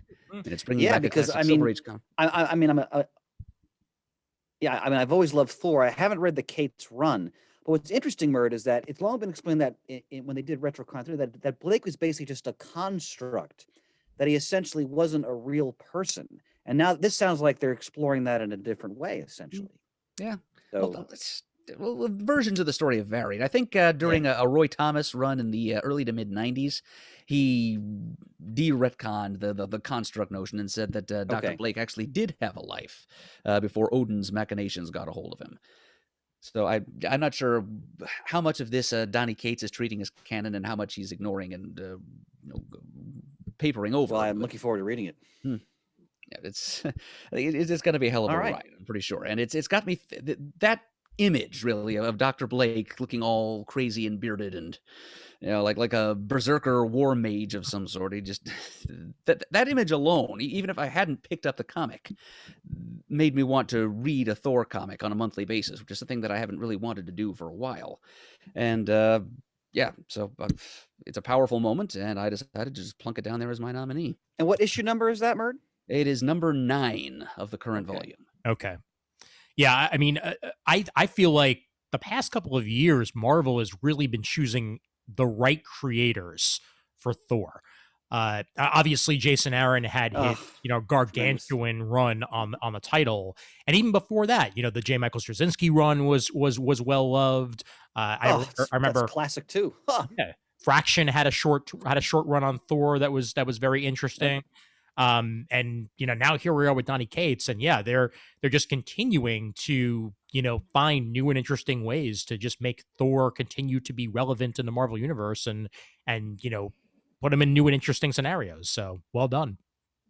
And what you just mentioned, Ian, is a reminder of how really for years the Thor title is one of the most consistently interesting books Marvel's been producing among its iconic, sort of first tier characters. So I haven't read the Cates run, but Murd has definitely piqued my interest. So it's great. Okay, so my choice again, Doctor Doom number 10, and it's literally basically the last page of the story, which ends the series. And I don't really want to go into detail because I really want people to read this, like Ian. All I'll say is, over the years, different writers have flirted with different sort of notions of Doom. Is Doom a more ambiguous character? Is Doom just outright evil? Is there sort of a majestic darkness to him that can be redeemed as a force for good? Sort of run down the list of the different iterations. So the what I already consider the classic Cantwell LaRocca run kind of explores all of that. And in the very end of the series, it takes you into the darkest corner of Victor Von Doom's heart. And you realize there's nowhere else to go. Wow. That's all I'll say. So, Chris, are you telling me that this it's for a Marvel like superhero type book, it's one of the most horrifying endings I've ever seen. Wow. So I need to ask this, Chris. Are you telling me that this is something even more despicable than that time in Mark Waid's unimaginable run of Fantastic Okay, Four? so Murd is referring to one of the all-time great Doom stories when he kidnaps Franklin. He makes his former lover's skin into like a piece of armor in exchange to get power from demons. Yeah, that's Doom at his most despicable and like a very intimate, personal way. Murd. This is on both a personal and universal level. That's all I'll say. Okay, and this is coming from a man who literally, tore the universe asunder and made himself ruler of it at one point. So that says a lot. All right. Okay. Yeah, I'm gonna read it. I'm pretty sure all exactly. I'm pretty sure all 10 issues are now on Unlimited, so I can go ahead and read that at my leisure, and I will probably shortly after we're done recording tonight. Okay. Yes. Next time I'm on Amazon.com, both of those trades are going right in the cart. Excellent. All right, so the Batman Who Laughs becomes the Darkest Knight, and that would be Knight with a K, of course, because we're talking Batman here. Slight spoilers for the story itself. I only say slight because this only really factors into who the villain is going to wind up being, and that is, it starts off with the Batman Who Laughs. Wonder Woman has an opportunity to end it all, quote unquote, end it all that she thinks, and she murders him, or so we think, and nothing goes back to normal. So clearly, that didn't happen. We're then led to an instance where, because of the dark multiverse, anything weird that could happen to Batman has happened. And there was a world out there where Batman and Dr. Manhattan merged and became one. And That's weird, all right. the Batman, the Joker, the Batman Who Laughs brain into this Dr. Manhattan, and he becomes the Darkest Knight. So now there is a maniacal, crazy Batman running around in a Dr. Manhattan body. And that is your, villain du jour outside of outside of Perpetua in this series. Goddamn. And again, this is 2 issues in, so like there's a lot more happening after that. But when it did happen, I was like, oh no, this is not gonna go well. And yeah, stuff happens. And which issue did this happen in, Ian? I believe this happened in issue 2, if I'm remembering correctly. Oh wow. Yep. So yep, Batman Who Laughs becomes the Darkest Knight, and yeah, that Scott Snyder sure does know how to one up himself. So there we go. All right, and the listeners, yeah, the voting was really diffuse on this issue, in this category. There's really only one thing that got more than one nomination. It got 2 nominations, so we'd really be up Craps Creek if one of you guys had taken that the one thing that got those 2 votes. And that, as it turns out, is Elektra assumes the identity of Daredevil in Zdarsky's run of Daredevil number 25. Okay. Oh wait, never mind. I'm going to change mine to that. No, I'm kidding. Okay, so the ballot there for best cliffhanger or moment is complete, and it consists of the nameless atrocity committed by Doctor Doom in Doctor Doom number 10, the Batman Who Laughs becomes the Darkest Knight in Dark Knight's Death Metal number 2, the return of Donald Blake in Thor number 9, and Elektra as Daredevil in Daredevil number 25. Excellent. All right. Which brings us around to best sleeper or surprise hit. Okie dokie. Always something of a wild card. Yes, it is. I'll start us off. Please do. All right. You know that Donny Cates guy? Crossover.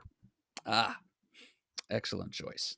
Mm-hmm. And I chose another Image startup, Philadelphia. Nice. I also chose Image, Stillwater. Stillwater. Nice. Image is a great place for sleepers, apparently. It is, yeah. So we talked about crossover on a previous previews, and even went through a little bit of the art, and I had an idea of what the book was going to be. I just didn't expect it to grab me as much as it actually did. Imagine a world where every comic book character that you can think of bursts out of the page, and specifically in this one town, in this one area, I believe it was Utah, if I'm remembering correctly, and they have their giant crossover right there in the middle of a unassuming town, and massive destruction occurs, of course. Mm-hmm. And we're left almost with like a zombie invasion, if you will, because there's these superpowered beings out there, and they could easily, cause major havoc and destruction for the entire world itself. They're all sort of encased at the moment inside of this one bubble, and we start off the story itself in like the last remaining comic book shop in this town, with one girl who's still a quote unquote true believer who likes to cosplay. Wow, the town had more than one comic book shop? That's impressive. Oh, I know, right? I think they imply that this might just be the last comic shop period, not even just okay. But they're only looking for original comic books, because just about everything has been burned at this point, because they created such havoc. But whatever is remaining that superhero bound they're trying to get a hold of to try to almost have like a library going. The best part is, of course, so where did this world pivot? Uh, Horror comics, pirate comics, detective Cowboys. comics, cowboys, all of these become like the, you know, what Marvel's trying to put out there. Like Rawhide Kid is suddenly back in the Oh, what a great concept. Wow. yeah, because that's the only thing that you have. But the only way to tell if someone is from the comics is the look of their skin, Mhm. because their skin has the Kirby dots. Yep. Oh, They got a Ben-Day dot acne all over their faces. You got it. Yep. And this little girl makes it out. And it's trouble for the comic shop, it's trouble for the town, and it's trouble for the world. And I am so intrigued in where this is going. Gates blew it out of the water on this one. And like I said, I who was was the writer, Ian? Donny Cates. Okay, I got to read this. Wow. Yeah. It's I knew I was gonna like it. I love it. It is great. So that's why I had to have it in there as somewhere on my list, and this is as good a place as any. Right. Yeah. Well, I always struggle a little bit with best sleeper or surprise hit myself, and what the criterion that I cling to when trying to decide what I'm going to nominate here is if something turns out to be either better than I personally expected it to be, which I think is where your headspace was, Ian, when in choosing crossover, or if it something that I bought that turned out to be more popular than expected. And I think I really had only two options here. One of them was Hellions from Marvel and by Zeb Wells, which is the more or less the book that I had hoped Marauders would be. It was about like some of the malcontents of the Krakoa Society, some mutant ex-villains. And I probably would have gone with that, except I disagree strongly with Zeb Wells' characterization of Mr. Sinister. Some of the things that he has Mr. Sinister saying, he simply would not say. Sorry. He invalidated himself. You're just crying in your carrots right now, Zeb Wells. I know. You're devastated that you're not getting my nomination. But so instead, I went with this little image book called Philadelphia. Which I was attracted to because it's set in the nearest major metropolitan area to where I live. If I'm can be said to have a home city of any size, Philadelphia would be it, although I don't go there very often. And it's by the creative team of Rodney Barnes and Jason Sean Alexander. And it's basically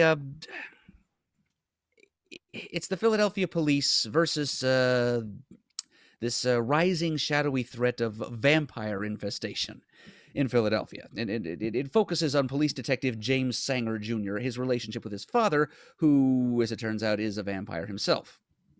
And so there's this underground secret society, this hidden deep state, if you will, of vampires that are running things in and around the city. And the ringleaders of this group are, of all people, the undead John and Abigail Adams.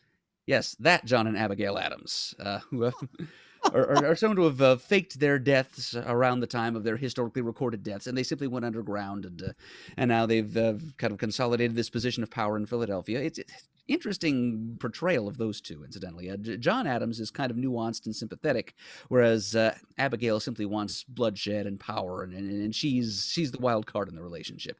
So, of course, poor John dead before the end of the first arc, which is a bit of a shame. He's an interesting historical figure, but throw vampirism into the mix, and it's so that's just one wrinkle there. And there's nods to Philadelphia geography and culture, which I appreciate. But it's by and large, it's like it's a police drama sort of story, but instead of organized crime, it's vampire organized crime. Some great, dark, gritty, creepy art by Jason Sean Alexander, and funnily enough, just a couple of weeks ago, during one of our snow-ins, I happened to tune into a lower-tier network called The Grio, which specializes in spotlighting Black-produced popular culture. And the movie they happened to be showing that afternoon was Scream, Blackula, Scream. Fine bit of blaxploitation horror. And oh yeah. I have to think that the creators of this series watched a little bit of that and maybe were inspired by the couple of Blackula movies that were produced back in the 70s. Because it's like contemporary urban crime drama, but very much that kind of Blackula feel to it. Man, brothers, you're giving me all kinds of stuff to read here. Fantastic. Yeah, and I think issue 6 just felt like a perfect ending point for the series, because I think it was probably built to be like one of those mini series with an option to become ongoing if it sold well enough, I think is what Philadelphia was. And the fact that it continued on and is still going even as we speak, it's into its second six issue arc right now, tells me that it did better than anticipated. And so that's that, and the fact that I liked it for what it was were enough in my mind to qualify it for my nomination for best sleeper or surprise hit. So there must be a first trade out by now, then, I would think, Murdough. Probably, yeah. Good. Okay. And it's probably cheap if we know Image. Yep. Okay, so I've talked about this book on the air before. I haven't gone into too much detail about it because I want people to check it out. I believe at least 5 issues have come out. This is Chip Zdarsky writing right there. That should be enough for me. And when I say that, I hope for a lot of people. The art is by Ramon Perez. The premise is this: young man and his buddy, and he's kind of at a point in his life where things aren't working out for him. He is drawn by a family connection to this town, which is very mysterious. And when he enters the town, he starts to realize that the goings on there aren't within the norm. And all I say is, he gradually realizes, the reader, that no one in the town can die. And the town has gone to great lengths to conceal its nature from the outside world. And this young man entering the town begins to upend all of that. And this book is a very slow burn. So what I'm just revealing, just the general sense of what's happening. It's extreme. It's a very exciting book. I'm well into it. I'll talk about it more when we have our next comic talk. But this, again, is another example of Chip Zdarsky is one of the preeminent writers in comics today. This is his baby, and he's at the peak of his powers. And by God, you should read it. Fair enough. Alrighty. And the listeners, for their part, have chosen as their nominee Far Sector from DC. Okay. Yep, some of our participating nominators among the listeners think very highly of that series. We'll be hearing about it again before the evening is done. Yeah, I've heard very good things about it as well. But again, it's on the large list of comics that I still need to read. Ever growing. But of course. Okay. All right. So there's your nominees for best sleeper or surprise hit: Stillwater, Crossover, Philadelphia, and Far Sector. Which, for those of you who don't know, is actually a Green Lantern series. Yes, it is. Yep. Under the Young Animals imprint, I believe, if I remember correctly. I think. I honestly don't know. I know it wasn't the main DC. I just forget whether that was Young Animals or something else. But I'll just go Young Animals. Wasn't Wonder Comics, was it? No, it definitely was not Wonder Comics. That much I know. Yeah, because that's Teen Lantern territory. That's right. All right, let's go on to our best ongoing comic, and it doesn't have to be from 2020. All right, who wants to start us? Let's go first. Well, I mean, I already said I already said Wonder Comics, so I might as well just say mine because it's the last time I'll get to say it for a while. DC, Young Justice. Go ahead, Murd. Okay, for me, it's Guardians of the Galaxy. Ooh. Mine is Marvel's Star Wars. Okay. Excellent. Yeah. Surprising absolutely nobody with this one that it was going to show up at least somewhere on my list. I'm pretty sure I had it as best new comic last year. And then they went and canceled it this year, but they canceled it mid-year. So hey, enough of it still came out to be my ongoing. And why you got to do this to me, DC? Bendis was doing such a good job with these tried and true characters, bringing in some of the Wonder Comics characters as well. Like Dial H shows up at one point, Naomi shows up, the Wonder Twins show up, and it's just it was this youthful, vibrant, exciting, enjoyable series. that really just breathed new life into characters that had just sort of been stagnant before then. Brought back Con-El. He's still in the DC universe, so it's not like he disappeared after this, which I'm thrilled about because, when you've got Jonathan Kent running around, do you need another Superboy? The answer is yes, you do. And his name is Connor Kent, and you will like him. I just overall was thrilled that they at least gave us a shot and gave it a shot for as long as they did. And we got, I think 19 issues, if I remember correctly, total. But yeah, it was my favorite series DC was putting out, and it very much lived up to the legacy. When you have something that lives in your mind's eye as much as Peter David's Young Justice does, you got to do something really well to fill that mind's eye. And the animated series has done that. Weissman's Young Justice animated series is terrific, and it's coming back soon for another season. And Bendis got the characters right. And I was thrilled to have it for as long as I did, and I hope it comes back someday because it was a damn good series. So, Young Justice, one last time. Yeah. Glad you were able to name check it one last time before the end here. Exactly. Mert? All right. Yep. Latest iteration of the Guardians of the Galaxy. This is something I think we were all looking forward to once it was announced because it was going to be written by Al Ewing, a man whose prowess as a writer we've all come to respect in the last couple of years. And he get to take his talents from the deep, seamy pits of horror all the way out to the stars. And in a big way this year, too. He was doing a lot of cosmic writing, was Al Ewing. But the Guardians of the Galaxy series, as he enters it, he casts some good focus on the relationships between the characters. As kind of a family of ragtag space adventurers, and he gives us a couple of interesting stories during this first 2020 run. I understand it's going to be relaunched pretty soon with a much expanded cast, but more or less the same creative team, and that's fine by me. So the Guardians went up against a resurrected group of Olympian gods and got to team up with Hercules, whom Ewing uses to great effect, expectedly. Digs into some of Rocket's personal problems, and there's a fun little kind of murder mystery story happening, too.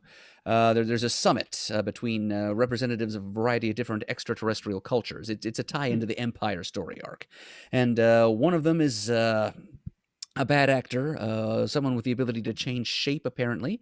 Maybe a Skrull, maybe not. And so one of the ambassadors at this meeting is not who he or she appears to be, and murders one of the others. And it's up to Rocket PI to ferret out the actual... Yeah, so just fun little tricks like that. And it's an interesting mix of characters introduced to the cast. Novar, Grant Morrison's Marvel Boy, is a part of the cast now. Moondragon is on hand. Rich Rider is there. Peter Quill is there. Terrific. Though not for long. And Phyla Vell is even involved. So it's... That got your attention, Ian? Yeah, no, it sure as heck did. I've been hearing about this series a lot outside of you, Murd, and I knew about Phyla being back. Just come on, give us Genus. Come on, do it. One day, they bring everything back eventually. Just the hope is there. Anyway, it's so story-wise, writing-wise, Al Ewing did write by the characters and then some. And art-wise, also it's really impressive. It was a guy named Juan Cabal drew the first couple of issues, with some like mind-bending panel structures and everything. It's really eye-catching art. The colors by Federico Bri are really great and appropriately spacey, psychedelic. Yeah, it's both visually and story-wise. It's a fun romp. So it's probably the most all-around solid, just meat and potatoes monthly series that I encountered as I went back through each and every comic I bought in 2020 in preparation for this episode. So I decided that it was, since it had that all-around strength, it probably deserved to be planted right here in this category. Excellent. All right. So go ahead, Ian. I'm sorry. No, I was just going to say excellent, and yeah, another book that I mean, I've always been a fan of Guardians of the Galaxy as a series, but I'm glad to see it back in that upper echelon that it may not have been since the Advent and Landing era. Mm. So I chose as we know, Marvel got the Star Wars license several years back, and for me, they've been knocking out of the park ever since. And I chose the flagship title for the best ongoing because, to me, this is all about consistency. And this series, from its very beginning, when Jason Aaron was writing it, then it went to Kieran Gillen, then they restarted the numbering. Now it's Charles Soule. I have yet to read an issue that was dissatisfying. If you love the Star Wars universe, especially the time they're focusing on now, which is after The Empire Strikes Back, when the rebellion is at its lowest ebb and is essentially on the run and scattered, you need to read this series. You really need to read the whole thing from, I forgot which year they got the license, but it's been consistently great. And the current Soul run, if you're a lover of the Star Wars universe, you will not be disappointed. And again, when I'm thinking about best ongoing, I've yet to read an issue of this series that has disappointed me. And I'm a lifelong Star Wars fan. I mean, not as rabid as some other people, but I've always loved it. And this is a consistently great book. It understands the characters. They always have top flight art on it, and it always gets to the essence of the characters and puts them in new situations that just are just real eye and brain candy for the reader. So it's consistently a great series. Excellent choice, Chris. Thanks, pal. Yep. Okie dokie. Yep. Actually, Greg Pak's new Darth Vader series, which dovetails really well with Charles Soule's Star Wars, was on my short list as well. Nice. It's also quite good, yes.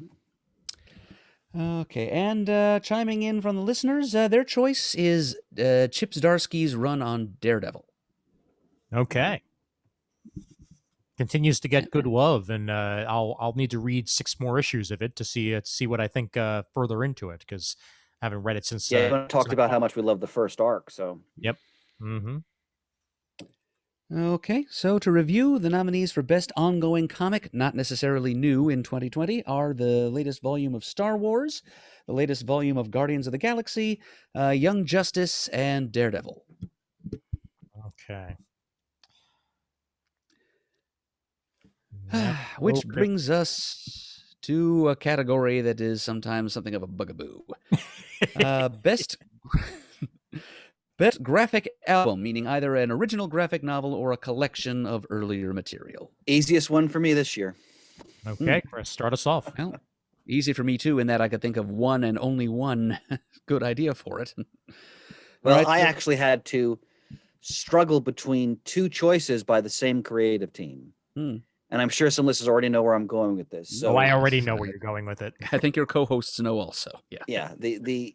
For me, there's all the creators in comics, then there's this duo. So once again, it is Ed Brubaker and Sean Phillips, who released 2 OGNs in 2020.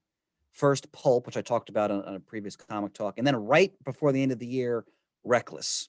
And it was really hard for me to choose which one of these I wanted to nominate. Ultimately, it came down for Reckless, which I'll show on the screen here. So when I thought, I'm almost speechless, because these guys are so good at what they do, and they've been working together for so long. And I've been praising ad nauseum, ad infinitum, depending on your taste, for years on this program. But now that they're going right into they're doing now OGNs in series. So they're not even doing floppies right now. They're just doing a whole series of OGNs with this character Reckless. And that's why I chose it, because I think they're taking the medium the direction it needs to go in. And basically the premise is Reckless is a character who in the 60s was a radical involved in the Weather Underground movement. And it takes place, it fast forwards to the early 80s, where he's kind of making a living almost like as a troubleshooter / private eye. And it's about how his past comes back to bite him. And really, there's nothing else that needs to be said because it's that premise, which has been done to death in many different forms of media, but it's being done by Ed Brubaker and Sean Phillips, and that's really enough. And if you want to get a sense of what potential comics has as a storytelling medium going forward, this is who you need to read. So, Reckless is my. Let me look at that goddamn cover. Come on, Yeah, come on. I know. I mean, Yep. way up here. All right. I'll go ahead and read mine and describe it all in one package here. I went with this guy that I've never heard of before, Christopher Cantwell. I don't know if we've brought him up here before. Everything Volume 1. Ah. Yeah. And this could have easily been my sleeper pick, but I read it as a volume, and that's why it's here where it belongs. What company publishes that, Ian? Dark Horse. That is Dark Okay. Horse. That's under Burger Books, actually. Putting that on my list too. Okay. Yep. So everything Volume 1 collects the first 5 issues of this series. And it takes place in the year 1981, I believe, in a town that just got a Walmart-esque superstore called Everything. And they sell everything. And Uh-oh. rather than rather than just be a store, something sinister is afoot, Of course. because for some reason, once you shop at Everything, all you want to do is shop at Everything. It's very similar to the South Park episode, Something Walmart This Way Comes. Yeah. You're absolutely right, Murd. I'd completely forgotten about that episode until just now. I'm watching it after this on HBO Max. Yeah, and it affects almost everyone in the town except for a few people. One of which works at a electronic shop, specifically specializing in like stereos and stuff like that. And he notices that the frequency of his stereos isn't quite right, but they're perfect inside of Everything. And there's something around that. I'm not going to give away anything too further on that, but there's also a woman who's experiencing that phenomena where you see colors when you hear things, and it turns out that she's got a tumor in her head, and but it's also stopping her from being fully affected by what's going on, and something else happens there as well. But the creepiest, and I mean the creepiest part of all of this, is that there's one of those like talking bear dolls that you would have found, like a Teddy Ruxpin from the era, that's talking in full sentences to the store manager. I can't wait to read this. And something wicked this way comes. That's where I'll leave it. It is great. It's weird and edgy, and I cannot wait to see where the hell he's going with this. Because yeah, first 5 issues, goddamn. Everything Volume 1. If you have not read it, read it. All right, which brings me to my choice. And it's, as I said earlier, this is the only OGN I'd read this year that really crossed my mind to nominate here. So kind of glad neither one of you guys duplicated it. But I think you'll want to once you hear what it is. Bowie. Stardust, Ray Guns, and Moon Age Daydreams. I didn't read that. Oh. Yeah, well, as I'm about to tell you here, Chris, it is definitely worth your time. It's worth the time of any fan of classic rock and roll. But it's a rock and roll bio comic, kind of an oversized hardcover format, brought to you by the inimitable Mike Allred. Oh, perfect. Who both drew the whole darn thing and also co-wrote it with writer Steve Horton. And it's colored by Mike's wife and longtime collaborator Laura.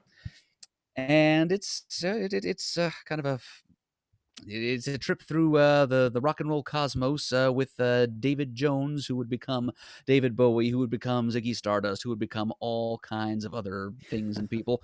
It was, his specialty was perpetual change, after all, and it's just good. But Allred apparently has been drawing imaginary adventures of David Bowie and his various performance personas ever since he was a schoolboy, and this was his chance to go legit and just kind of do this cosmic travelogue thing of it's charting. I mean, there's some brief attention paid to Bowie's David Jones's life pre-Bowie. For a few, the majority of it deals with the years 1967 through 70, when he begins to Wow. develop his performative identity as we understand it, and from there right through the end of his big world tour with the Spiders from Mars. And a surprising amount of it is dedicated to it becomes kind of like an illustrated travel log. It's just several pages of Bowie standing on different arena stages and shouting out the names of all of his different tour venues. It's also a little surprisingly linear in that it doesn't jump around in time as much as you might expect a tripped out Bowie story to, but it's whatever sins of conventionality it may commit, it is easily forgiven once one just takes time to examine the artwork. And really, Oh, I can't wait to see it. Allred's art is really what sells this thing and what makes it an unforgettable piece of graphic rock lore. He sometimes Allred takes an entire page, and it's an oversized hardcover, bear in mind, so you get to see it's not quite like DC Absolute Edition size, but it's fairly big, and you can see his art in all its great colorful, just exquisite detail. Sometimes he takes a whole page just to do like pictorial codifications, descriptions of the lyrics to a Bowie song. Like there's one dedicated to Life on Mars, which I would call my favorite David Bowie song from Hunky Dory. And it shows like uh, the song begins, it's a god-awful small affair to the girl with the mousy hair, but her mummy is yelling no, and her daddy has told her to go. And so there's a little panel of the mummy saying no, and the daddy saying go. And then there's other parts of the same page. It's a Mickey Mouse growing up a cow. So there's Mickey Mouse as a cow, pretty much. And it's just the whole text of the song just translated beautifully, like alchemistically converted into art. And it basically goes from David Bowie becoming David Bowie to his ending that big world tour in 73. There's just a couple of pages as an extended epilogue showing what happened after that. So like the rest of the 70s and the 80s and 90s, and they get kind of short shrift. And then the final page is Bowie composing Black Star from his deathbed. So it privileges a certain gold era in Bowie over some others. It's not exactly an exhaustive graphic biography, but it is a gorgeous one. And just if you're any kind of David Bowie fan, for the love of Pete, why don't you own this hardcover yet? All right. So Yes. I was And fortunate enough pants? to see David Bowie twice in concert. Oh, that you are a lucky man. One of the most thrilling concert experiences I've ever had. So, I got to get this book, Murd. Yeah, the man did know how to put Fantastic. on a show. And I was just going to say to Pants, there are nods to a bunch of other classic rock acts. So, like there's a couple of pages of the Monkees, for example. They explain that David Jones had to change his name to something else because of the existence of Davy Jones of the Monkees. And there's a good like full page Who's Tommy image that I think Pants would like to have in his collection. It's classic rock fans, Bowie fans, and Allred fans too, of course. It's super snappy. Oh, so just get yourself a copy now. Absolutely. Yeah. Now, I was lucky enough to see a David Bowie exhibit at the Brooklyn Museum right before. I saw the same exhibit in Seattle. Yeah. That was a tremendous exhibit, Ian. So good. Good. Yeah. Awesome. Yep.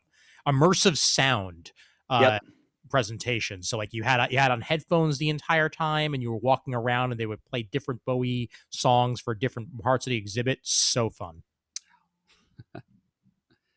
Fantastic. Mm-hmm. All right. And Chris, you're going to be happy to hear this. For the listener's nomination, you're going to be glad that you came down on the side of Reckless in your choice between Reckless and Pulp from the Brubaker Phillips oeuvre, because the listeners chose Pulp. All right. Well, actually, the listeners chose Bowie, but I stole that from them. So de facto, the runner-up, the listeners chose Pulp. With third place, that's your right. Third place and honorable mention goes to something called Paul is Paul by Michel Rabagliati.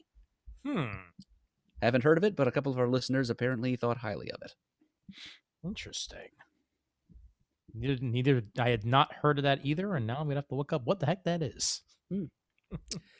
Okay, so then your nominees for Best Graphic Album of 2020 are Bowie, Stardust, Ray Guns, and Moon Age Daydreams, Pulp and Reckless from Brubaker and Phillips, and Everything Volume 1. Excellent. All right, and our next category. All right, we're getting on the home stretch here. We're getting down to the Individual Creator Awards. Mm-hmm.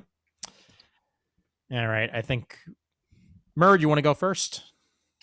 Oh, sure, why not? This is Best Writer we're talking about here, and my nominee for Best Writer is Al Ewing. Okay. Chris? Ed Brubaker.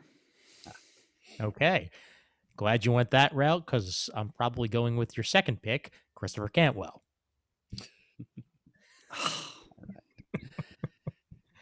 I'll talk about him more later, too. Oh, sure. Yeah.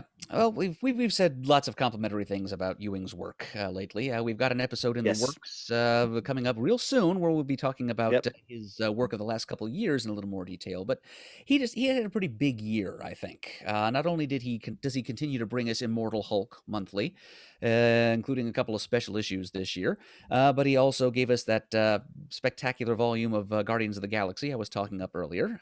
He was one of the co-architects of the Empire crossover at Marvel, which is kind of like a remix for the 21st century of the Kree-Skrull War, and an independent book for Boom Studios called We Only Find Them When They're Dead, which is about space hunters and explorers who find and mine for resources the corpses of godlike cosmic beings. And the captain of one such vessel's Ahabic quest to discover a living cosmic entity, for reasons on which I'm not entirely clear. But Al Ewing really got to flex his creative muscles and go in different non-terrestrial directions this year. And he was all over the place. He keeps showing us his skills. And I think he needs to be on the ballot again this year. So he's there. Yep. Yeah. And also from the interviews that I've heard with him, super nice guy, incredibly friendly. Yeah, I'd love to share a beer with him and just talk comics because he seems like that type of guy. Yeah, happy to hear it. Yep. I'd heard that he was a fantastic idea person, but pretty humble and low-key about it. Apparently at creative conferences, he has tons of great ideas, but he needs to be prodded a little bit to get him to spit them out. Yeah. No, that's fair. And I mean, I'm glad they get him to spit it out. Because I'm equally glad that he's not too eager to spit them out, because humility is a virtue, in my opinion. And I'm glad that Al Ewing has some of that to his credit. Yep, absolutely. So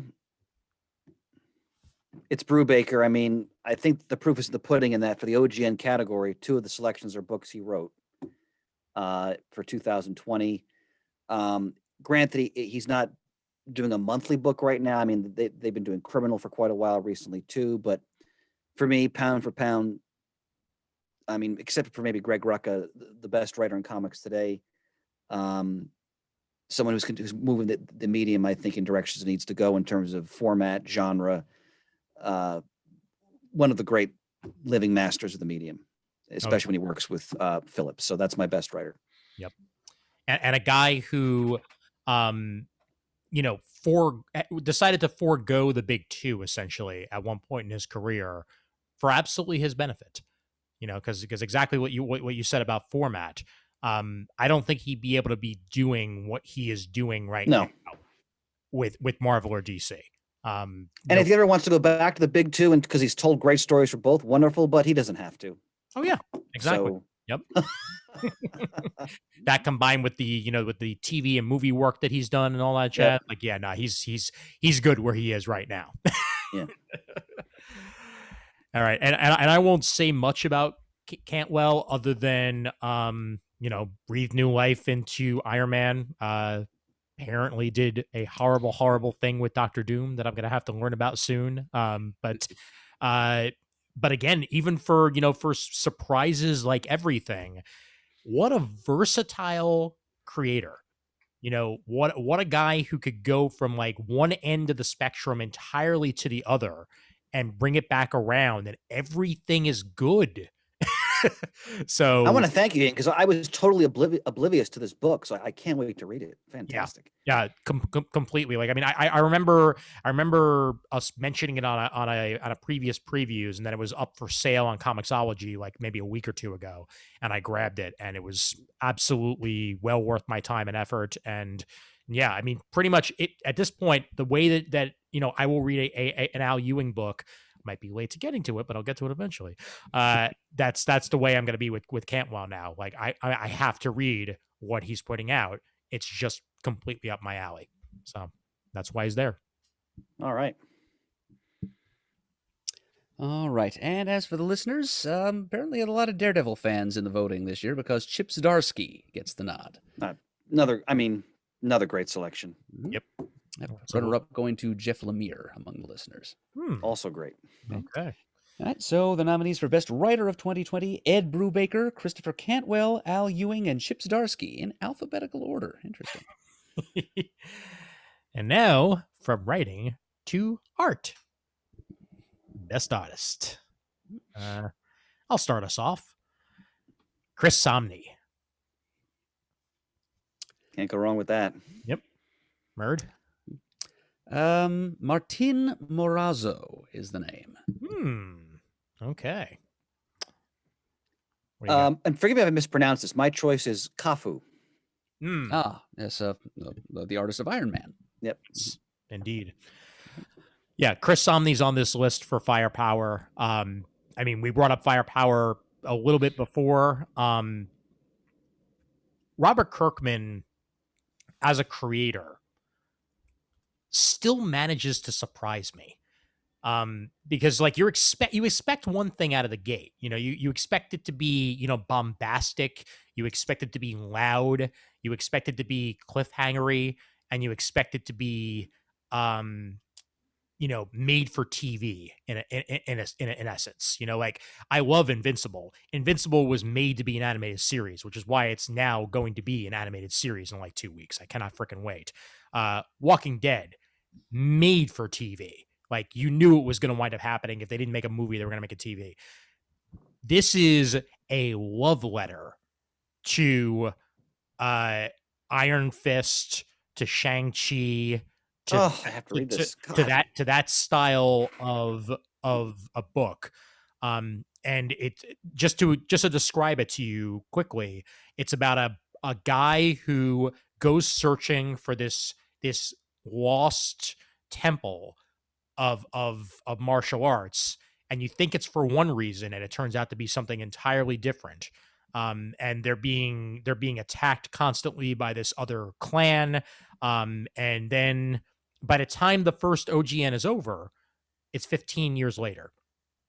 He's no longer there, and something happened at the temple. And that's so Ian, there's already a trade then.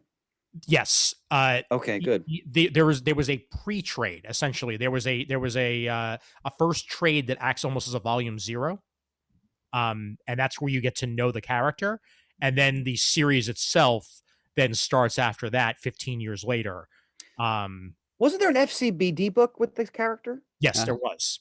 Yep, it was the very first thing. Okay, I thought so. All right. And then after that, Okay. they put out the full prequel trade that I'm discussing here, and then you know the series itself. And Samnee does the art on it, and it is so good. I mean, Samnee's great to begin with, but I haven't really gotten to see him draw martial arts like this before, outside of you know like a Batman or what have you. And he knocks it out of the park. It's my favorite Samnee to date, and that's why he had to be on there for the list, and I had to put Firepower somewhere, and might as well be art. So yeah, definitely go read it if you're a fan of the genre. And so pretty, so very pretty. Okay. Well, let me introduce you to Martin Morazzo, gentlemen. He is the artist of an image series called Ice Cream Man. And I nominated this book for Best Sleeper or Surprise Hit, I think 2 years ago. And I've got to tell you guys, I think in all the years that we've been doing this, I don't think any nomination of mine has ever been more on point than that, because it was a sleeper and surprise hit. I just learned last week that early back issues of Ice Cream Man are going for very high prices on the internet right now. Wow. Yep, it's an Image series. It's a horror book. It's a little bit akin to that Tales from the Dark Side miniseries that Joe Hill was doing at IDW, in that it's self-contained, encapsulated little horror stories, but with a central thematic thread connecting them all. And in the case of Ice Cream Man, it's this demonic Ice Cream Man figure that peddles his ice cream truck in and out of people's lives, serving up different flavors of horror for each consumer. And yeah, it's tremendous diversity of content in there. It's some of the stories just kind of delve into different genres of storytelling that just burrow into them like parasites and just explode out and expose their bare throbbing guts in just showing the implicate potential horror in any form of storytelling that the writer W.X. Maxwell Prince chooses to tackle. So sometimes it's just straight, more traditional horror, and other times they find the horror elements in, say, classic children's stories. Like there was one that tackled Dr. Seuss and the Giving Tree and so forth. There was another issue that was a horror parody of All-Star Superman. That issue of All-Star Superman in which Superman takes Lois on a tour of his Fortress of Solitude, and all the super scientific wonders that are showed in that story by Morrison and Quitely are turned and corroded into horror by Prince and his Wow. Morazzo. And so it goes in all kinds of different directions. It's never the same flavor of horror twice. So and through it all, now every curveball that the writer Prince throws him, Martin Morazzo is able to respond ably and bring it to life very well. So talk about your creative versatility. This guy has done some fantastic things with the scripts that he's been handed. His style, in its natural form, it looks a bit like Quitely at his creepiest. So the All-Star Superman thing was kind of a natural. So yeah, it's not your standard horror. It's its own animal, and I can understand why it has had the kind of success that it has had. Personally, I've missed only one issue, and now it's killing me because I realize I'm going to have to pay like $50 to buy it, unless I wait until the market cools down in a couple of years. So But yeah, there are trades out of the earlier issues, correct, Murd? I'm sure there are by now. Yeah, I tend to deal Yeah. exclusively in single issues if I can, with rare exceptions. For example, I mentioned earlier I was waiting for the trade on Fraction's Jimmy Olsen thing. But this one I've been buying in singles from the start, and I've become impressed by how Morazzo can kind of adapt himself so well to this winding snake trail of a series that Martin Prince has put together. And so to reward him for his talent and his adaptability as an artist, I decided, and then just to give another shout out to Ice Cream Man, which is a series I followed for a couple of years, I'm putting him down as best artist of the year. Well All done. right. So I knew nothing about the artist Kafu until I saw his work on Iron Man, and it's breathtaking. I mean, what's wonderful about it is, especially because the series just brings back a lot of Iron Man's classic Silver Age rogues. The unicorn is in there. Mm-hmm. The eel, or not the eel. Who's the one with the ice powers, Murd? Oh, Blizzard.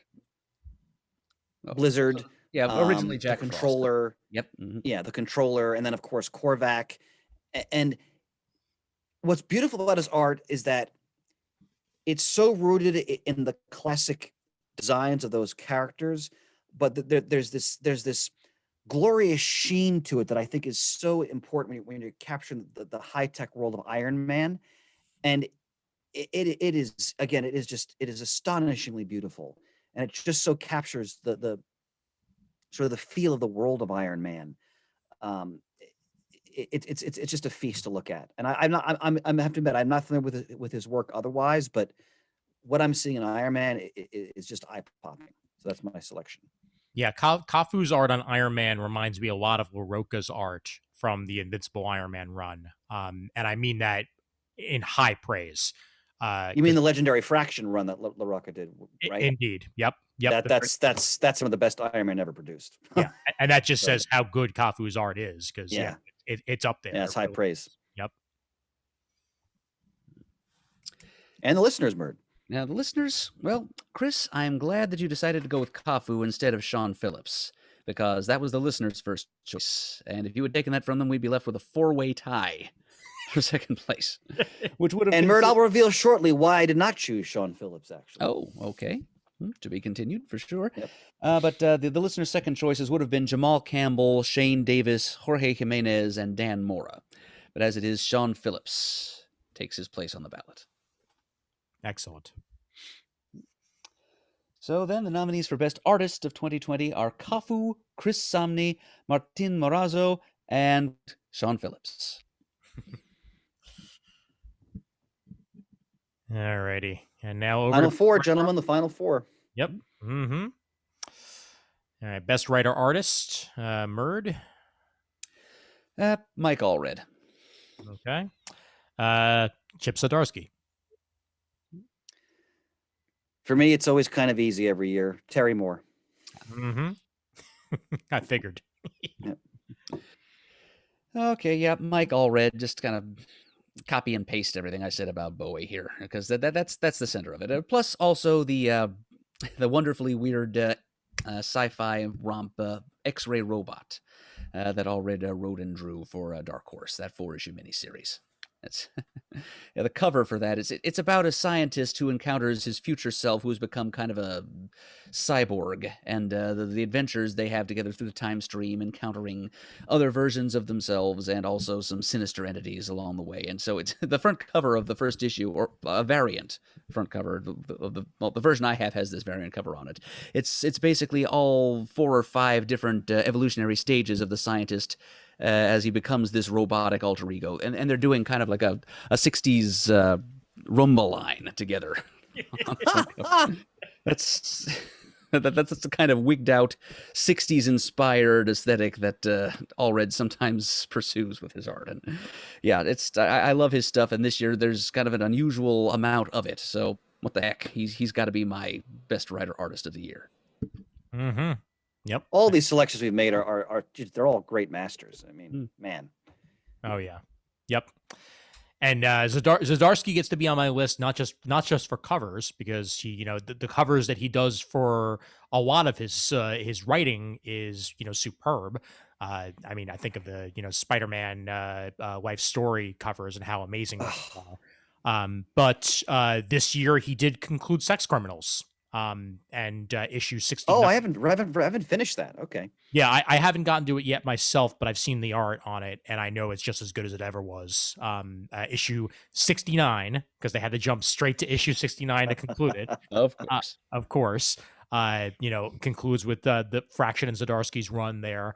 And with everything that he's been writing, with everything that he's been drawing, he is easily one of the best duo creators out there. Like he can write just as well as he can draw. And that's I got for sure. I'm happy. What a prolific creator these days too. My God. Absolutely. Yep. So I'm a broken record every year with this category, because I just don't think there's really anybody who attains the level that Terry Moore has attained as a writer artist. I mean, this year he finished his 5 years series, which was kind of like the culmination of sort of his Moore-verse, at least to this point. And then we talked recently about his Ever OGN he did. I mean, I have no artistic ability whatsoever when it comes to drawing, but every time I look at a Terry Moore book, I'm just assuming I'm looking at a master class of how to draw, especially when it comes to, capturing emotion in people's expressions and their physicality. I think he's a living national treasure when it comes to the comic book medium. So every year he produces something, I put him right into this category right away. So. Well, Chris, if you're a broken record, then the listeners are playing in stereo with you, because Mr. Moore was also their choice. Yes. So the listener's nomination then defaults to the second highest vote getter, which happens to be Daniel Warren Johnson of Wonder Woman Dead Earth. Okay. All right. Good choice. Runners up there, a few high vote getters also were Stan Sakai, Stepan Sejic, and Jean Wenyang. Very good. So, final slate for best writer artists will be Terry Moore, Chip Zdarsky, Mike Allred, and Daniel Warren Johnson. I got to say, fellas, I'm interject for a moment that this year, this is such a diverse and exciting array of selections. I have like a list, like half running down most of my yellow legal pad of books I have to read. Wonderful. It's one of the best things about doing this every year, isn't it? Oh, absolutely. Yeah. No, and it's why I'm happy to participate because, tons of stuff that I haven't read that now get immediately jettisoned up to the top of the list. Yeah. All right, down to the final three. We need to talk about the best color artist of 2020. Okay. Who shall start us off? Also easy. I'll start. All right. It's the son, Jacob Phillips. Look at his work in Pulp and Reckless. Done. Murd? I'm returning an old voter favorite to the ballot, Jordi Belair. Nice. Wonderful. I'm going for a dark horse that I might be the only one who votes for him, but screw it. Gabe El-Taib. I know that name. Mm-hmm. All right, so I mean, but between me and the listeners, we've nominated both Pulp and Reckless as OGNs for 2020. Jacob Phillips, who's the son of Sean Phillips, did the coloring on both. He's also done coloring on a lot of the work they've done in the book Criminal, a lot of the other Brubaker Phillips vehicles. His work is stunning. He adds the atmosphere that they're creating their various noir stories, and he's also a damn good penciler as well in his own right. We're going to see a lot more from this younger Phillips in the years to come. So that's my selection. And I nodded in the direction of Jordi Belair basically because of her work on Bendis's Legion of Superheroes book. That's a series that I came close to nominating it for something else because the artwork it is very pretty. I mean, it's a combination of Ryan Sook, whose credentials are well known, and Stephen Byrne, who did the artwork for the Wonder Comics Wonder Twins maxi series. Oh, great stuff! So, yeah, yes, it's kind of somewhat reminiscent of Jamie McKelvey. It's good for depicting young people in action, and so if it worked for the Wonder Twins, why not? Why can't it work for the Wonder Twins to a factor of 10 in the Legion? And Jordi Belair comes in and applies her cosmic hues to this. I mean, I've seen her palette before. I mean, she's the colorist on Saga, correct? Yes, I believe so. Yeah. I think that's how she ended up getting nominated for Best Colorist by the listeners so many times in years past. Mm-hmm. But what she did then was she used kind of a restrained hand there. But for the Legion, she just kind of went full spectrum crazy and threw all kinds of wonderful, bright, eye-bleeding Silver Age science fictional colors all over everything. And it just filled the slick, crisp line work of getting burned beautifully, and it evoked. Oh, it sounds like home, Murd. It sounds like home. It does to me too, Chris. It's the colors more than anything else that brought this hopeful future world that Bendis was creating with his iteration of the Legion to life, and just showed you the wonderful diversity of thought and feeling and political action that was going on in this interesting futurescape of Bendis's. And I just wish I enjoyed Bendis's scripting a little more. Otherwise, it might have been a slam dunk, my best ongoing series of this year. Instead, I gave it to Guardians. But yeah, Jordi Belair's colors were probably the one single thing that I liked the most about Legion, and it just as I was flipping, I was trying to go faster through those issues of Legion as I was flipping through my entire backlog for 2020 to come up with nominees, but my eyes just kept sticking on these beautiful colors that Belair had applied to the pages. So my hand ended up sticking her name under this field in our nominations. So yes, Jordi Belair, my choice for best colors of the year. Excellent choice. So I went with Gabe El-Taib, who I mainly know from the Young Justice series, but he's been a workhorse for years. He's been working on titles including Superman, Batman, Justice League. Like he's been all over the place doing colors for multiple artists. But the work that he turned in specifically on that, not just on the multiverse arc of Young Justice, but also on the later stuff, really adds to that youthful vibrancy of the book. Colors popped like they were supposed to. He helped make that Drake outfit not look that stupid. And even though it didn't last very long, rightfully so. He did a very good job of like diversifying the browns on it and just not making it look like a brown blob, which could have very easily been the case. And the hair tones that he does are excellent. And yeah, I really dig his general personality. And sometimes it just takes one of those artists that's just known for working in the business to jump to the top of the list for me, and that's exactly what he is. And that's why he's my nominee this year. So there we go. Very good. And the listeners were a bit conflicted as far as colorist goes. We have ourselves in another four-way tie. But as it happens, one of those four deadlocked winners is Jacob Phillips. So that takes care of one of them. He's already on the ballot. The other three who will be joining him on the ballot are Mateus Lopez, Tomeo Mori, and Matt Wilson. Mm-hmm. So there you are. It's a somewhat stacked category under color artist. Your choices there will be Jacob Phillips, Gabe El Taib, Jordi Belair, Mateus Lopez, Tomeu Mori, and Matt Wilson. Excellent. Two more to go. And we're on Best Letterer. Here we go. Choose your words carefully. All right, there's my one. There's my one for the night, Chris. Just for you. I was saying we're getting near the end. I haven't gotten the Borscht Belt yet, and you know what? I'm gonna sleep well tonight, brother. Thank you. Saving that all episode, just knowing that you needed that in your life. Okay, that's your pun in the chamber. Exactly. And I'll go ahead and vote it up. The one and only Clayton Cowles. All right. My choice is Tom Napolitano.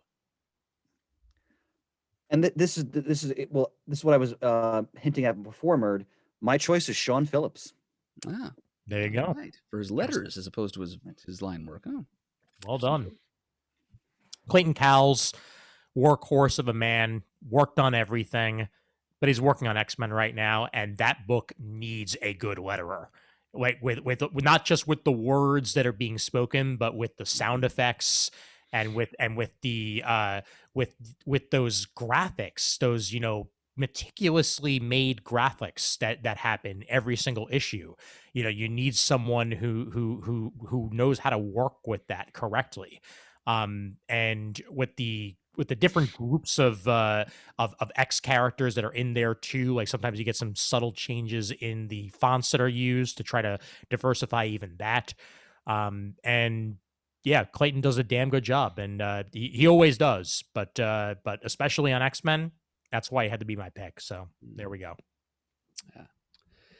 As for Tom Napolitano, he came to my attention as letterer on Gotham City Monsters, but I discovered that he also did the letters on The Terrifics, and also the majority of the Dark Knight's death metal things that were being published, both the regular series and a bunch of the one-shot tie-ins. Nice. And all three of those are publications that are just take the reader through a mind-bending variety of different realities, different versions of different characters, different iterations, and it's a lot of confusing storycraft, and it requires a steady hand to spell it all out. He needed to use a bewildering array of fonts and effects in order to nail down all this bewildering array of takes on reality and make them all legible to the reader. So, for having undergone all of that, I thought Napolitano would be a good choice for best letterer. So, there he is. All right. Based on our previous conversation about the Phillips, yeah, I mean, obviously, I was really considering Sean Phillips for my best artist, but I was so in awe of what Cafu had done on Iron Man, and then I realized, wait a minute, Sean Phillips letters a lot of the work he and Brubaker do as well, and especially with stories that involve the noir sensibility, the lettering really matters in helping it also atmosphere, that feel. And if you look at the OGNs they did this past year that have both been nominated, Pulp and Reckless, that's all Phillips in the lettering. And of course, like everything else he does, it's integral to the storytelling environment that he's creating. So again, this is a guy who pretty much does it all. So he, for me, fits right nicely into the best letterer category. All right, which leaves us with the listeners. And the clear choice among the listeners was Clayton Cowles. But since Ian has made that his nominee, he has unlocked another multi-way tie. Aha. Listeners, so that's another stuffed ballot here. We're going to get 3 other letterers on the ballot here. Aditya Bidikar, Todd Klein, you know, the perennial, Master. Yeah. and Corey Pettit, who was Okay. pretty close to the top of my list too. Mhm. So here you go. Here are your 6 nominees for Best Listener: Clayton Cowles, Sean Phillips, Tom Napolitano, Aditya Bidikar, Todd Klein, and Corey Pettit. Fantastic. One more to go. And it's often my favorite because this is something that looks towards the future. And I always love a good question like that. Yes, a little opportunity for speculation. Mm-hmm. The breakthrough talent of 2020. Mm-hmm. Always kind of a toughie for me. But Chris, I think we've all got a pretty good idea who you nominated here, so we'll let you go ahead and say. I'm pretty transparent in my my enthusiasms. It's Christopher Cantwell. What? And by the way, if he is a winner this year, he cannot be breakthrough talent of 2021. Okay. This is officially entered into the register of the rules. Exactly. Yes. Yes. After the 4 years in a row that Tom King was breakthrough talent. He kept finding new ceilings to break through. I know, right? Deservedly so. Yeah. My breakthrough talent, I tend to go art on this more than writing. I went with Elena Casagrande for Black Widow. All right. Okay. And my choice was Juan Cabal. Excellent. Well, I'm not going to add more to my earlier blatherings. Just that when a writer comes along and can sort of reignite my passion and interest in a formats, not format's the wrong word, in characters or concepts that I think have gotten a little tired or overused, and he's done that spectacularly in Iron Man. That alone. But then when I look at what he did in Doctor Doom, I remember a while back I was with great exuberance reading. I was quoting a page he wrote in Doom where Doom was describing his relish in conquering Symkaria and unleashing total war on Symkaria, including how he described the pleasure he took in killing all of their livestock. And in that one page, Christopher Campbell show how well he understood the essence of Doom. That other like Ed Brubaker's class of Books of Doom does that. Murd mentioned the truly terrifying, unthinkable storyline from Fantastic Four, which may be the greatest Doctor Doom story of all time, by Wade, the late great Mark Waringo. But Cantwell has also demonstrated to me that he understands really one of the most complex villains in comics, and he's added to that storied history. And what Ian just mentioned about this book, Everything, which I didn't even know about, and I trust Ian's judgment implicitly. I expect great things from this scribe in the years to come. Oh yeah, because as Ian said, he clearly can do it all. So yep, and that's my choice. And Cantwell doesn't just do comics. Also, I know he's had his, he's had his name in plenty of other things over the years. Wasn't he a co-creator of one of the AMC original series? You got it. Halt and Catch Fire. Yeah, which continues to be one of my favorite TV series. So that's why I'm happy to see him dipping his toe into comics, because the man could do a lot of things. So, alrighty. So Elena Casagrande is my pick for the Breakthrough Talent of 2020. She did the artwork on Kelly Thompson's Black Widow miniseries this year, which was great. I was very pleasantly surprised by it, because honestly, I'd kind of forgotten about it, and then went and saw it on Marvel Unlimited and gave it a read, and it was like really well grounded, while at the same time also having those superhero slash spy antics that you would expect from a Black Widow series. Um, and Elena Casagrande manages to put out artwork that's incredibly grounded itself, um, but also being vibrant and not one note. Because sometimes you can have like you could try to like be street level and at the same time also sort of muddle your artwork, but that was not the case here at all. Kind of reminds me of Marcos Martin in some ways. And that's probably one of the highest praises I could possibly give someone, because I love It Marcos sure is. Wow. Martin.